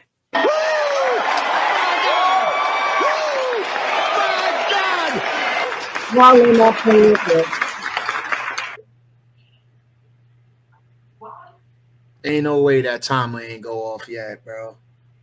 There's still 1 minute and 6 seconds left. 1 minute, 6 seconds. So, what's your final thoughts on this so far, Bab? Are you rendering your time, bro? Yeah, I am. All right. We're gonna get into the podcast round. Shout out to Tyron Leung in his third round. We got YK going in for his third round. Let's get it. Drop those fire emojis in the chat, family. I do need y'all to drop those fire emojis in the chat. Let's get right into it. We'll be right back in just a second. see my life.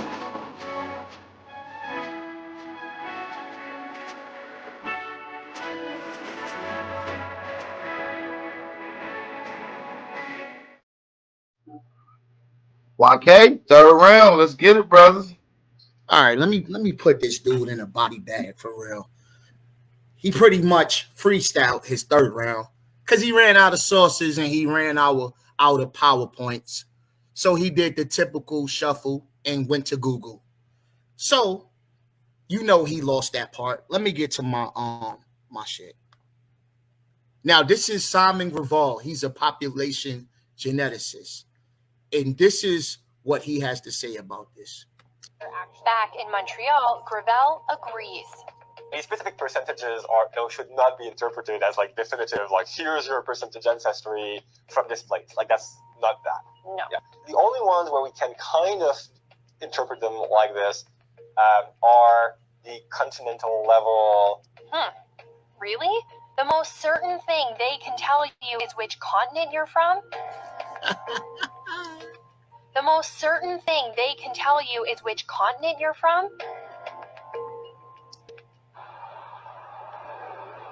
Check. Mate and sick. You want to suffer through it? It's over. It's over. See, I'm not going to freestyle.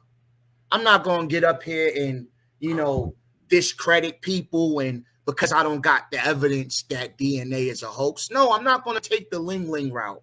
What I'm going to do is I'm going to go to the sources. And what does the sources say? And it says genetic makeup of African American populations influenced by ancestry bias migration. Now, this is Simon Grevall. This is the same man from that clip. From this, the researchers estimated that about 82% of African Americans' ancestors could be traced to Africa and nearly 17% to Europe.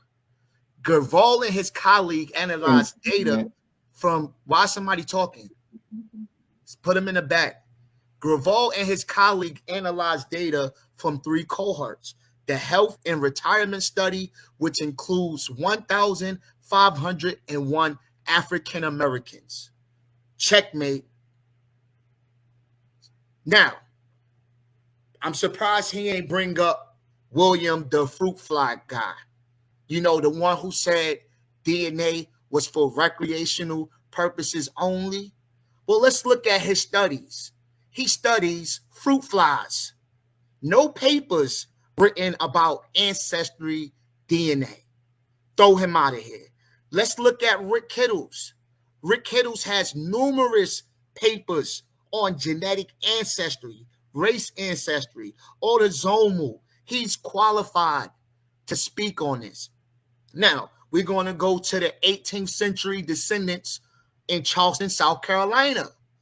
Through the Ancestry African Burial Project, we have investigated the lives of 36 18th century individuals from Charleston, South Carolina, using bioarchaeology and genomic methods. That's DNA, right? We report low coverage genetic data from 18 individuals that reveal a diverse of ancestral connections across Western Africa, including one individual with genomic affiliation with Fulani peoples of West Africa. So they are using DNA in real time.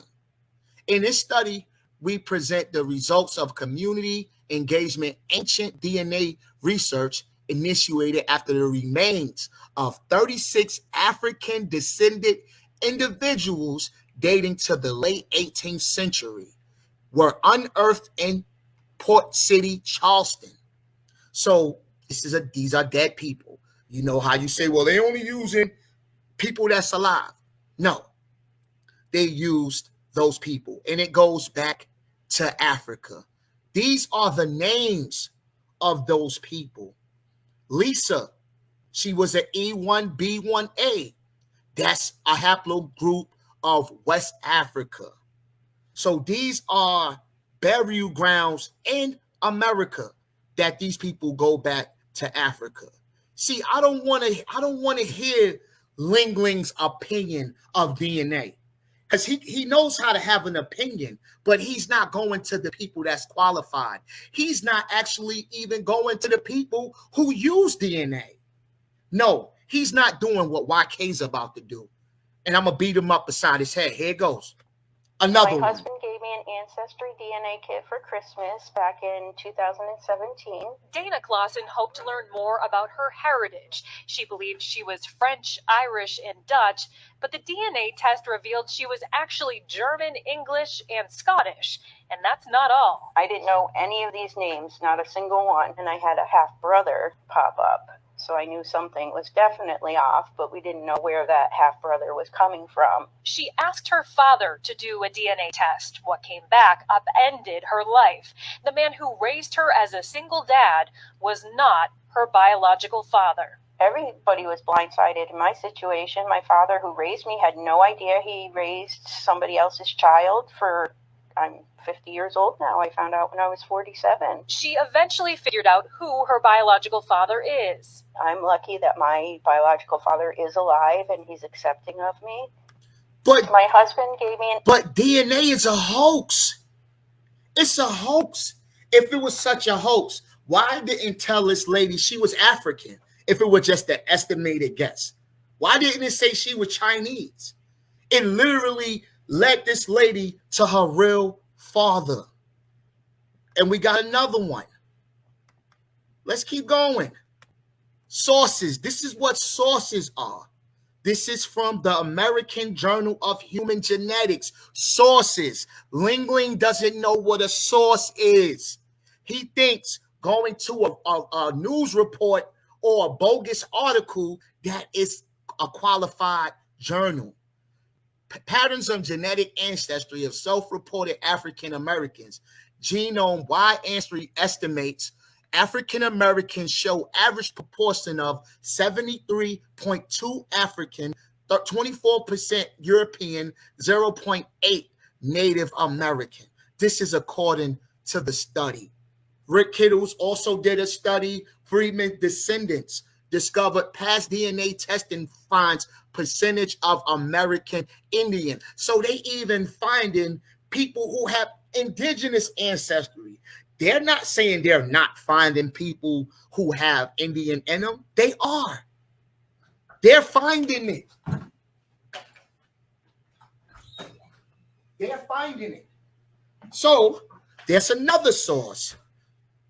Intrigued by the plight of Oklahoma's Black Indians, Kittles came to Oklahoma to test his hypothesis that descendants of Oklahoma freedmen today would be about 20% American Indian. The figure was 6%. So they are finding Indian in these people, but it's not a lot. So what is Leung talking about? Nothing. I'm beating him up with scholarship. Now, if you would look at this lady right here, you would be like, she's white, right? Let's see her genetics. Sources, man. Stop playing with me. Starting with the Philippines, which, to be completely honest, of all of my ancestry, the only thing I've ever been certain of in my life is that I'm part Filipino. Because you know how all, like, European, like, white people, like, will always be rattling off so many different things that they are. It's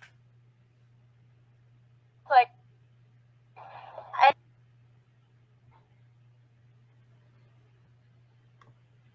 It's freezing, bro. anyone who has red hair automatically is like, I'm Irish, you know, that type of stuff. So I've always questioned. I mean, my last name is Eichenberger, so, like, okay, there's probably German in there. But other than that, this is all news to me. Okay, top of the list, we'll start. Northern Philippines, Central and Southern Luzon. Oh, so that's a community. Oh, this is gonna get pretty detailed. Also found in Indonesia, Madagascar, and Malaysia. The Filipino part of me is from Central and Southern Luzon. I mean, this map checks out because my grandma is from Manila. Nana Luchi, shout out. Look at her grandmother. She's a legend. There go her grandmother right there. Filipino. And guess Philippines. I want to go to the and it popped up so in her totally like. And it popped up in her DNA. Why didn't say Africa? Why didn't say any other place in the world but where her grandmother was from?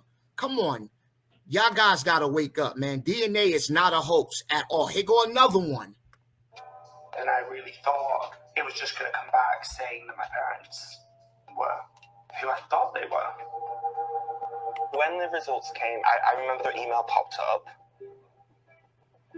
So it comes up saying 32.5% Iberian.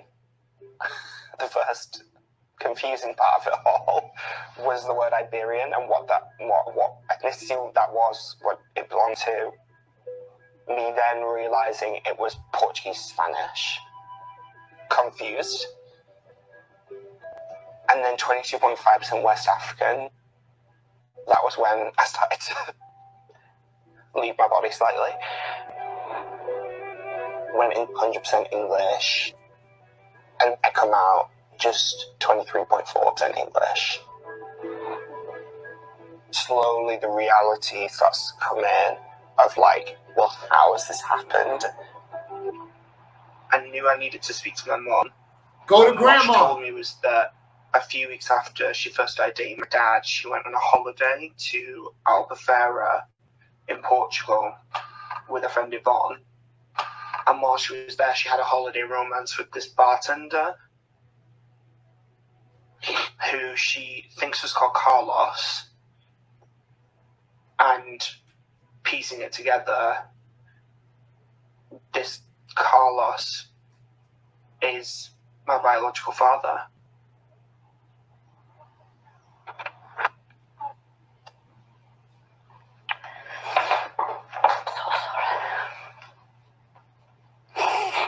I'm so sorry, Leung. I am honest.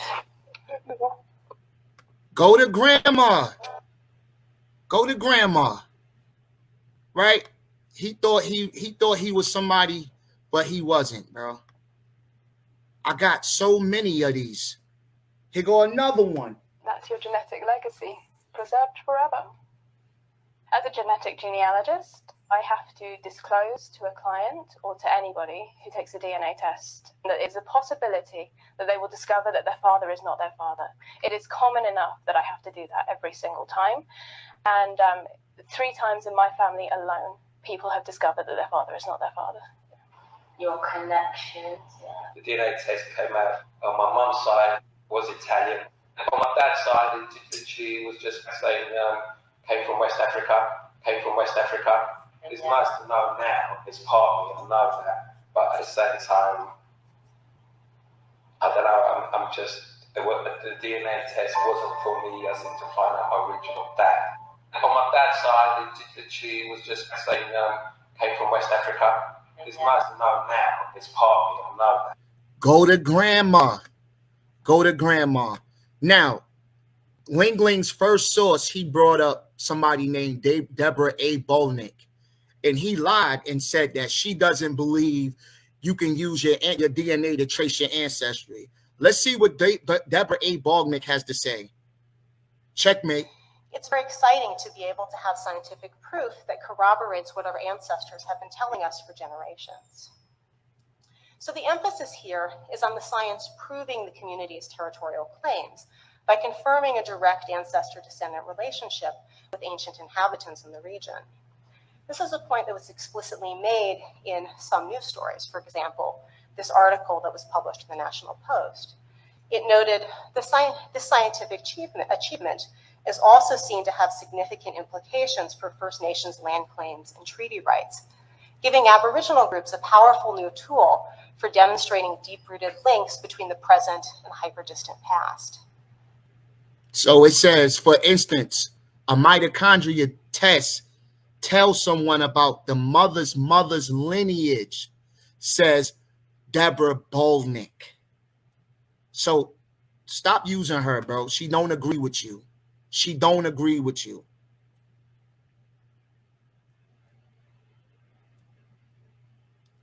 Another one.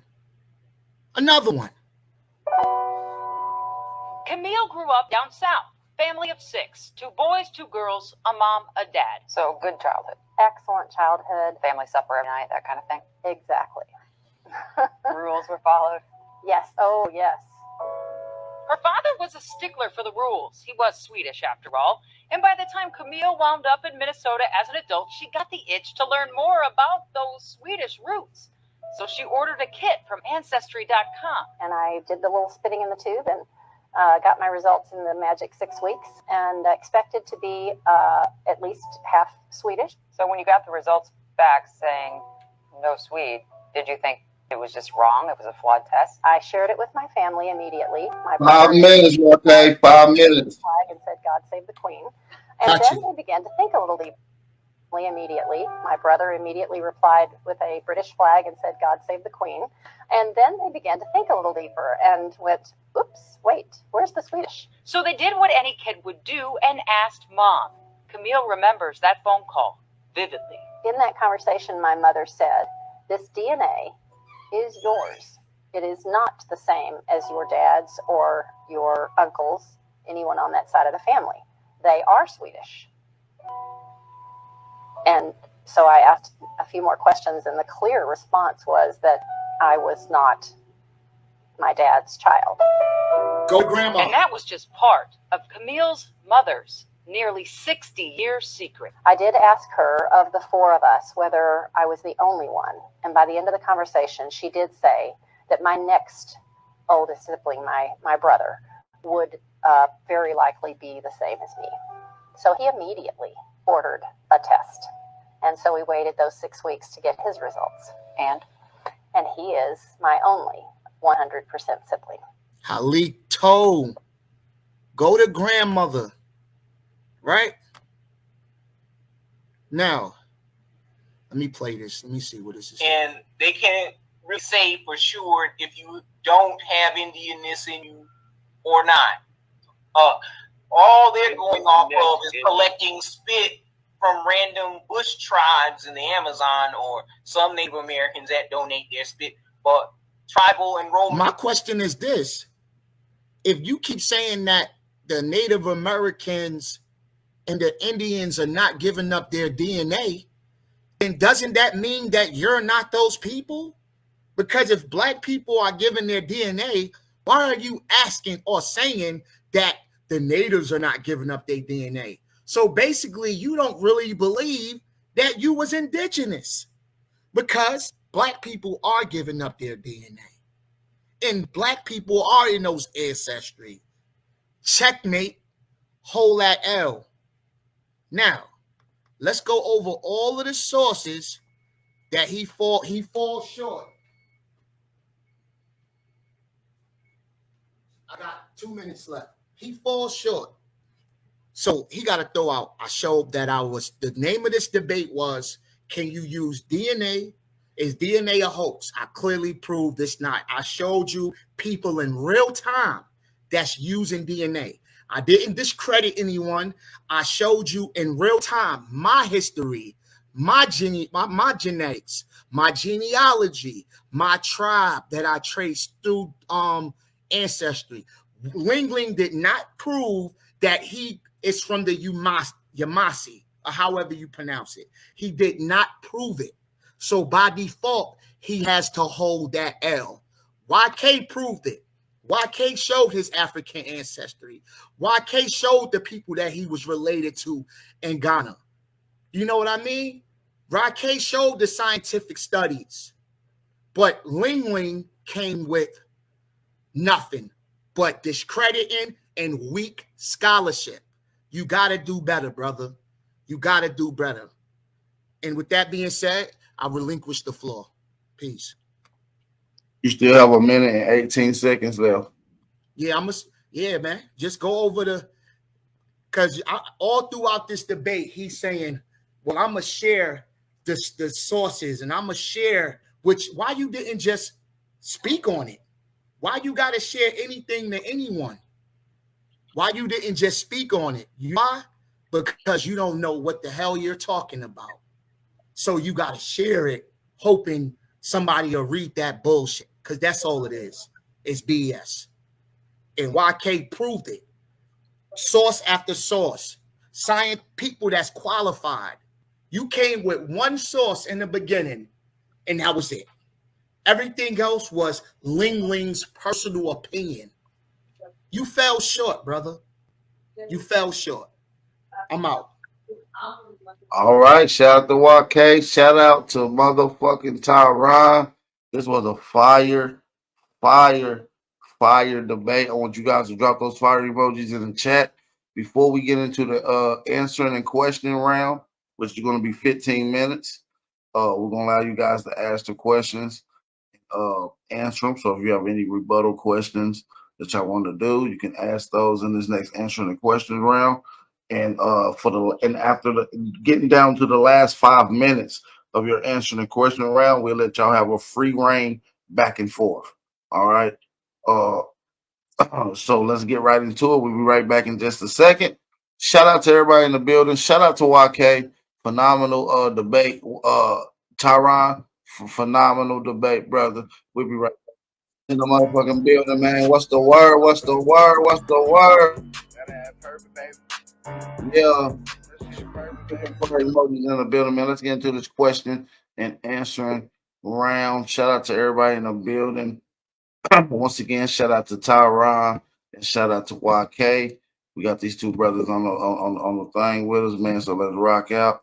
Shout out to everybody in the building, man. You know how we rocking. Shout out to everybody in the building, man. What's the word, man? How y'all feeling? Man? Y'all ready to get into this question and answer round? Hold on, AP. Leung got to get his rebuttal, bro. Fair's fair. Oh yeah, I did forget. Good God. You got a 5-minute rebuttal that you're owed, Leung, because at the end of every round you do get a 5-minute rebuttal. So you get before we get into the question and answering, you got a 5-minute rebuttal. I'm gonna let you go ahead and start that right now. You gotta unmute yourself. You're muted right now. There you go. So this clown did not win whatsoever. He lied. He gish galloped. So no name calling. Huh? No name calling. Yeah. So he lied the entire final round. So you just put in filler and nothing else. So you brought up Fulani, which those people are a mixed group. They're not an authentic tribal group. They have Arabic in their bloodline. So they migrate from place to place. They do not have an official landmass. So it's not going to pinpoint where they come from. You claim with one of the scientists you shared who claim that ancestral DNA is connected to revealing geographic info. Fulanis are not necessarily tied to one place like West Central Africa. They can be from North Africa. They can be from West Africa. So really, these people are not tied to geography. I repeat, not tied to geography. That's what DNA is back behind. So he brings up Deborah Bolnick. So your video is outdated because you showed a video from 2016. My source is 2019. So again, all you're doing is attacking my research, but you're not following through with honesty with her updated information, and you're trying to discredit what's the man's name? William Gilliland, over saying that he's just a fruit fly scientist. Really, come on now. That means that he's working in genetics. One of the proponents of genetics is polygenic traits, Mendel's law, that deals in fruit fly science, fool. So I actually spoke, and I spoke to people that were in my slide. The woman that did the interview with the anchor in CNN, I actually met her in person at that event on that day at the Gadsden Wharf Museum. I showed sources from my chief, Hidden Eagle Siku Hajo. He broke down your book, discrediting it. He tells you that the Seminoles and the Creeks come from the Yamasee. Your sources are not all qualified. You like to show several videos of regular people showing their results from a misleading ancestral test, and you use recent family ties discovered in DNA results, but not going back even further.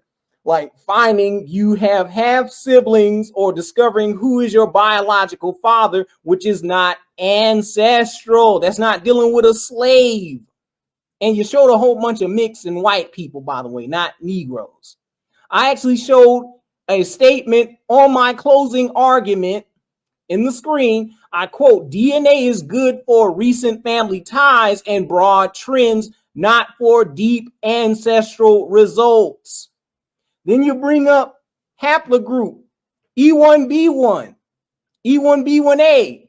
All these things matches with recent Europeans who have close proximity to Africa. So Hitler has E1B1, so does Albert Einstein. But they would be considered more African than your goofy self, because they are in close proximity to where Africa is. Afro-Eurasia. And these matches, these DNA branches, according to your science, overlap. So at the end of the day, you cannot give a race or ethnicity to anybody within the United States, because the DNA does not go back further than your 7th or 5th generation relatives. Going back all the way up to the 1800s, you're not going to get a West African on a slave ship. You're only going to get a teeny fraction of it. And it's a guess at that point. So running with whatever result that they give you on a mitochondrial or a Y chromosome DNA test or an autosomal DNA test, all it is just percentage. It's a guess. It's a horoscope. Like I said in my slideshow, you did not pay attention. You did not write any notes. You didn't take anything seriously about this debate. You just clowned. That's time on your rebuttal. Shout out to Leung. That was a good rebuttal too. Shout out to everybody in the building. Nah, that was ass, bro. Shout out to everybody in the building, man. Hey, so we about to get right and to y'all answering the question round, man. I got the time set up.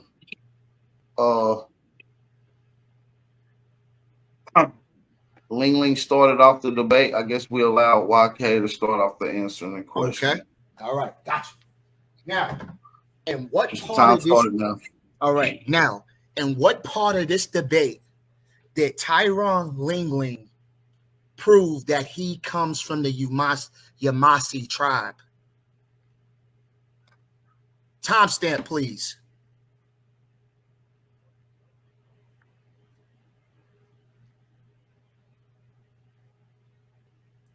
Timestamp. Leung, that's your question. You can answer that however you want, brother. I do not have the authority to disclose that information to you. So you and I do not consent to that. I do not. I did not lose. What's the debate? AP, can you tell us, brother, what's the debate, please?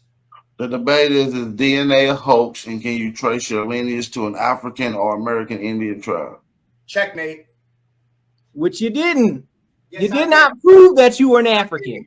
Yes, all you just showed, and I can pull up the book. Hold on. He get one more question. Go ahead, ask your question. All right, okay. Go ahead.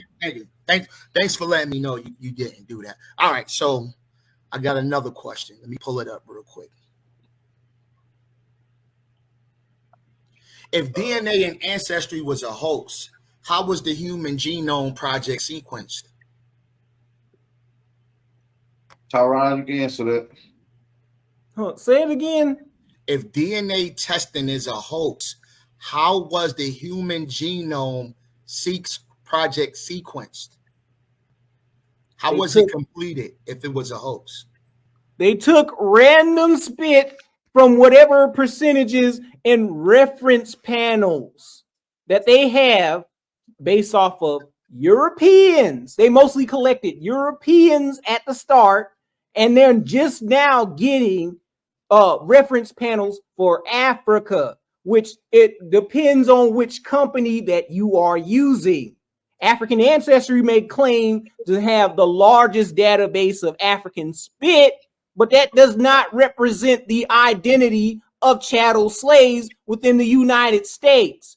And to answer your first question, I do not disclose my family heritage to the public. That is private. I don't. So you should have never took the debate then. Yes, I can take the debate. No, because you that was lost the majority of it. That so was the let me get into my questions for you. Yeah, ask the questions, bro. Let me get into your question. Okay, so did you even prove that you were Nigerian? No, you didn't. Because when we look into your shit, it showed that What's your question? Said, hold on, I looked into your book. I looked into your book. So listen, you only showed a chart of your relatives, which you cut the What's names your out question? of.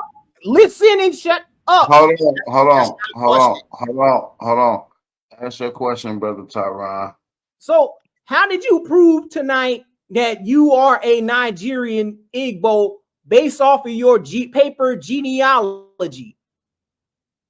Now, the name of this debate is, can you trace your ancestry using DNA? Can you trace your tribe? And, well, it's not even an end. That's what. No, that's not the title. I'm gonna read the title just read for the title. That's not the title. Chill out. Trace your ancestry with DNA. Let them tell the title, bro. Everybody mute. Is DNA a hoax? And can you trace your lineage to an African tribe or an American Indian tribe? That's the debate. Yes, and I did. Make sure I'm clear. Because for one, I showed you my census record where my peoples was born in Africa. That's one. I showed you my DNA of how my exact DNA matches the Gullah people. There's a study about percentages of your DNA that still, and it shows that my peoples was in a specific location, the Low Country. So this is how you know your DNA is going to be different based on your location as well. In New York City, they might not be as mixing. They might mix more in New York than they are in the South. So your DNA is going to show that and prove your genealogy. And I did it in the debate. You can deny it all you want. I did it. I showed the proof. I showed the evidence. You don't want to show your shit. But I did. So you lost. Actually, I didn't. So again, what is your second question, Tyron? Go ahead, brother. All right. So my second question is, what tribe did you meet up with to prove your ancestry, and how is your little DNA kit reciprocating to you reparations? You're not listening. That's not more than one question. Just ask one. Once you ask how, falls into the same category. No, it's not, brother. Try yes, again. It does. Try again, brother. Just ask one component question. Go ahead. So, how does taking a DNA test go towards compensatory reparations? Now, there's a lady, her name is Alondra Nelson. She's actually in the book that you referenced. She's in that article. And she's using DNA. I can share my screen if you want. She's using DNA as an argument to get reparations. So they're actually using DNA as evidence to why we should receive reparations. And the name of the book is called Social Life, Race, Reparations, and I forgot the other one. There's a whole book out written how we're going to use DNA to get reparations. I answered your question, brother. Now I got a question. Is it on me, AP? You didn't answer my question. I did. You didn't. Okay, yeah. So hold on, Tyron. We're gonna have a back and forth in just a second. Go ahead, YK. Get your two questions up. I appreciate it, brother. Now I got another question. What papers are out in the scientific community that says DNA is a hoax, not that it's limited? Go ahead. I just posted one with Kim Tallbear talking about the dog DNA debacle. That's not a paper. That's not a scientific paper. That is a paper. He is a scholar. What was the name of that?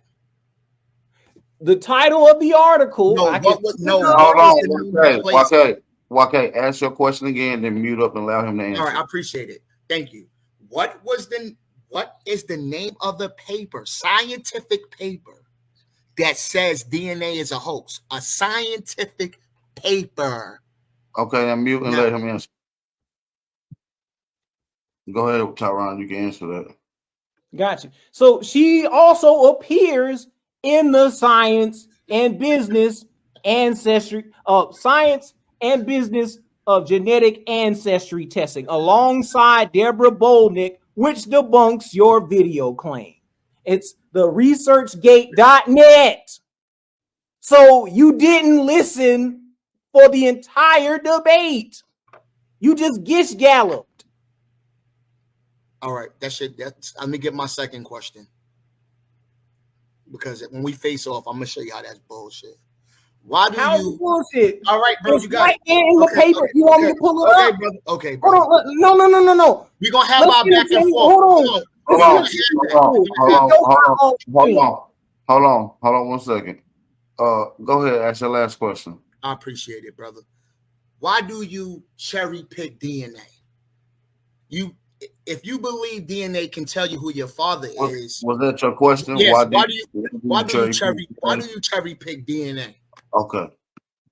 Go ahead, Tyron. You can answer that. Gotcha. For one, there is no cherry picking here. This is definitive. Every DNA company will tell you in the fine print that they cannot give you an ancestor dating back 1,000 years, 400 years, let alone 200 years. It's just a guess.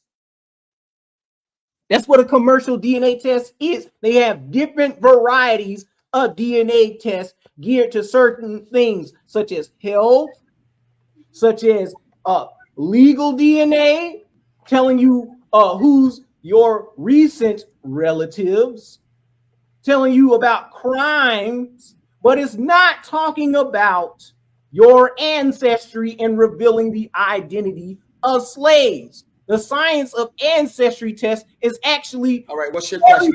Ancestry. What's your question? Stay muted till he finished the answer, but go ahead. What's your question, Leung? You got 2 questions, then we're gonna get into the back and forth. So why are you picking and choosing what information you want to use in the debate to fit your own bias, then looking at all the sources? What's your question again? Why is this guy sitting up here trying to undermine my information, playing the same race cards and all this other shit, trying to fit a narrative for his own biases? I have not done such one thing in this life. I didn't read the book.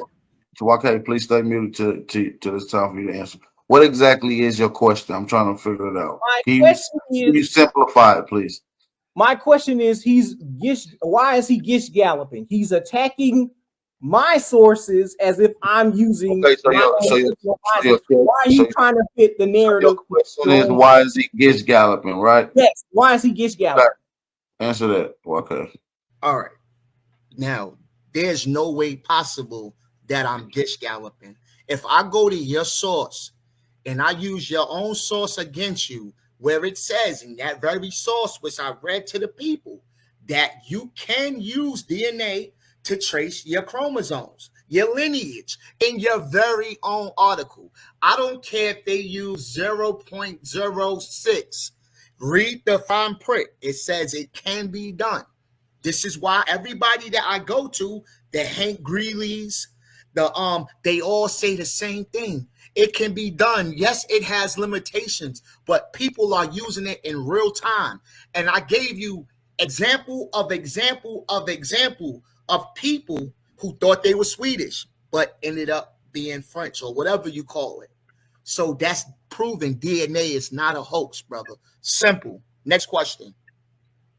Go ahead, Tyron. You get your last question, then y'all get your remaining of the time back and forth, which is going to be probably getting into like the 3 minutes. Go ahead. That's your question, Tyron. All right. Have you researched different perspectives like I have and met with people in real life? I read your book also, by the way. No. So it doesn't agree with your. Tyron, is your question, what was your question? Just try to keep it strictly to the question so we can get into your. I am. So my argument, my question to you is, I've read your book and I don't agree with it, but you use a whole bunch of European talking points. So my question to you is, have you researched different perspectives like I have in real life? Yes, I have. I've actually reached out to one of my cousins. She's a librarian, and she's not a librarian. She's a genealogist. Her name is Lisa Henderson.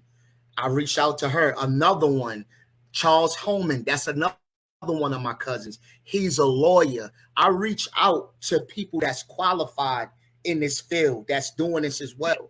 When I do my genealogy, I see those people, and the first thing I do is I reach out and I ask questions. Listen, I'm not looking for gold, brother. If I find an Indian in my shit, cool, I accept it. But I haven't. So, yes, I'll reach out, brother.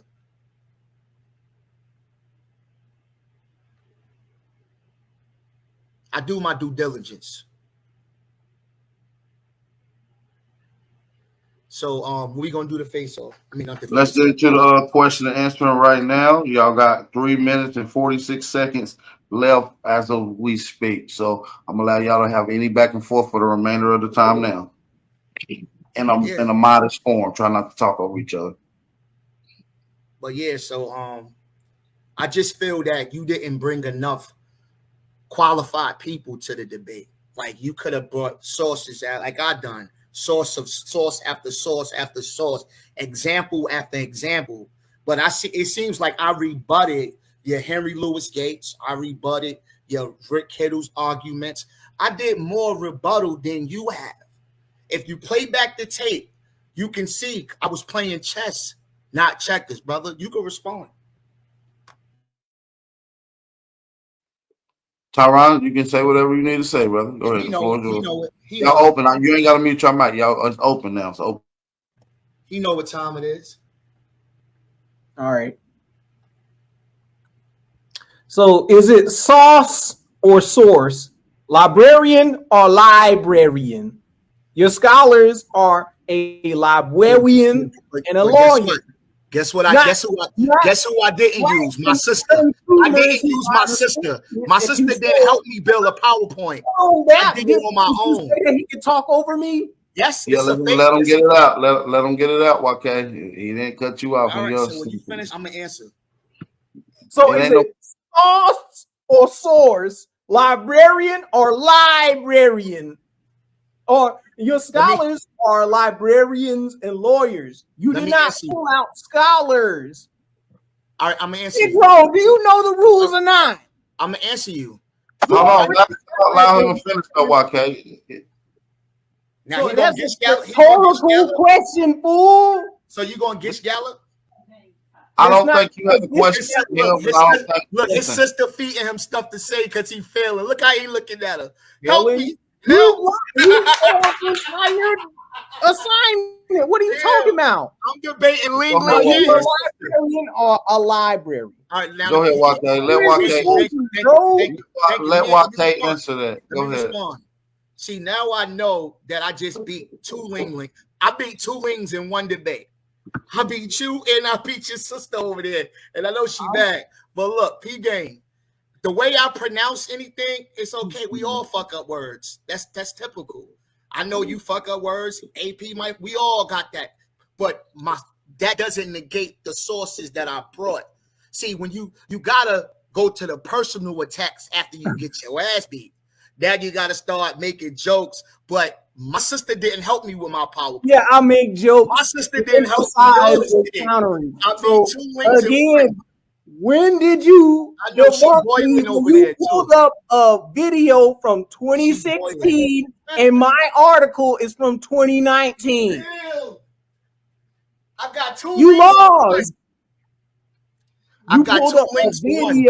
A video from 2016.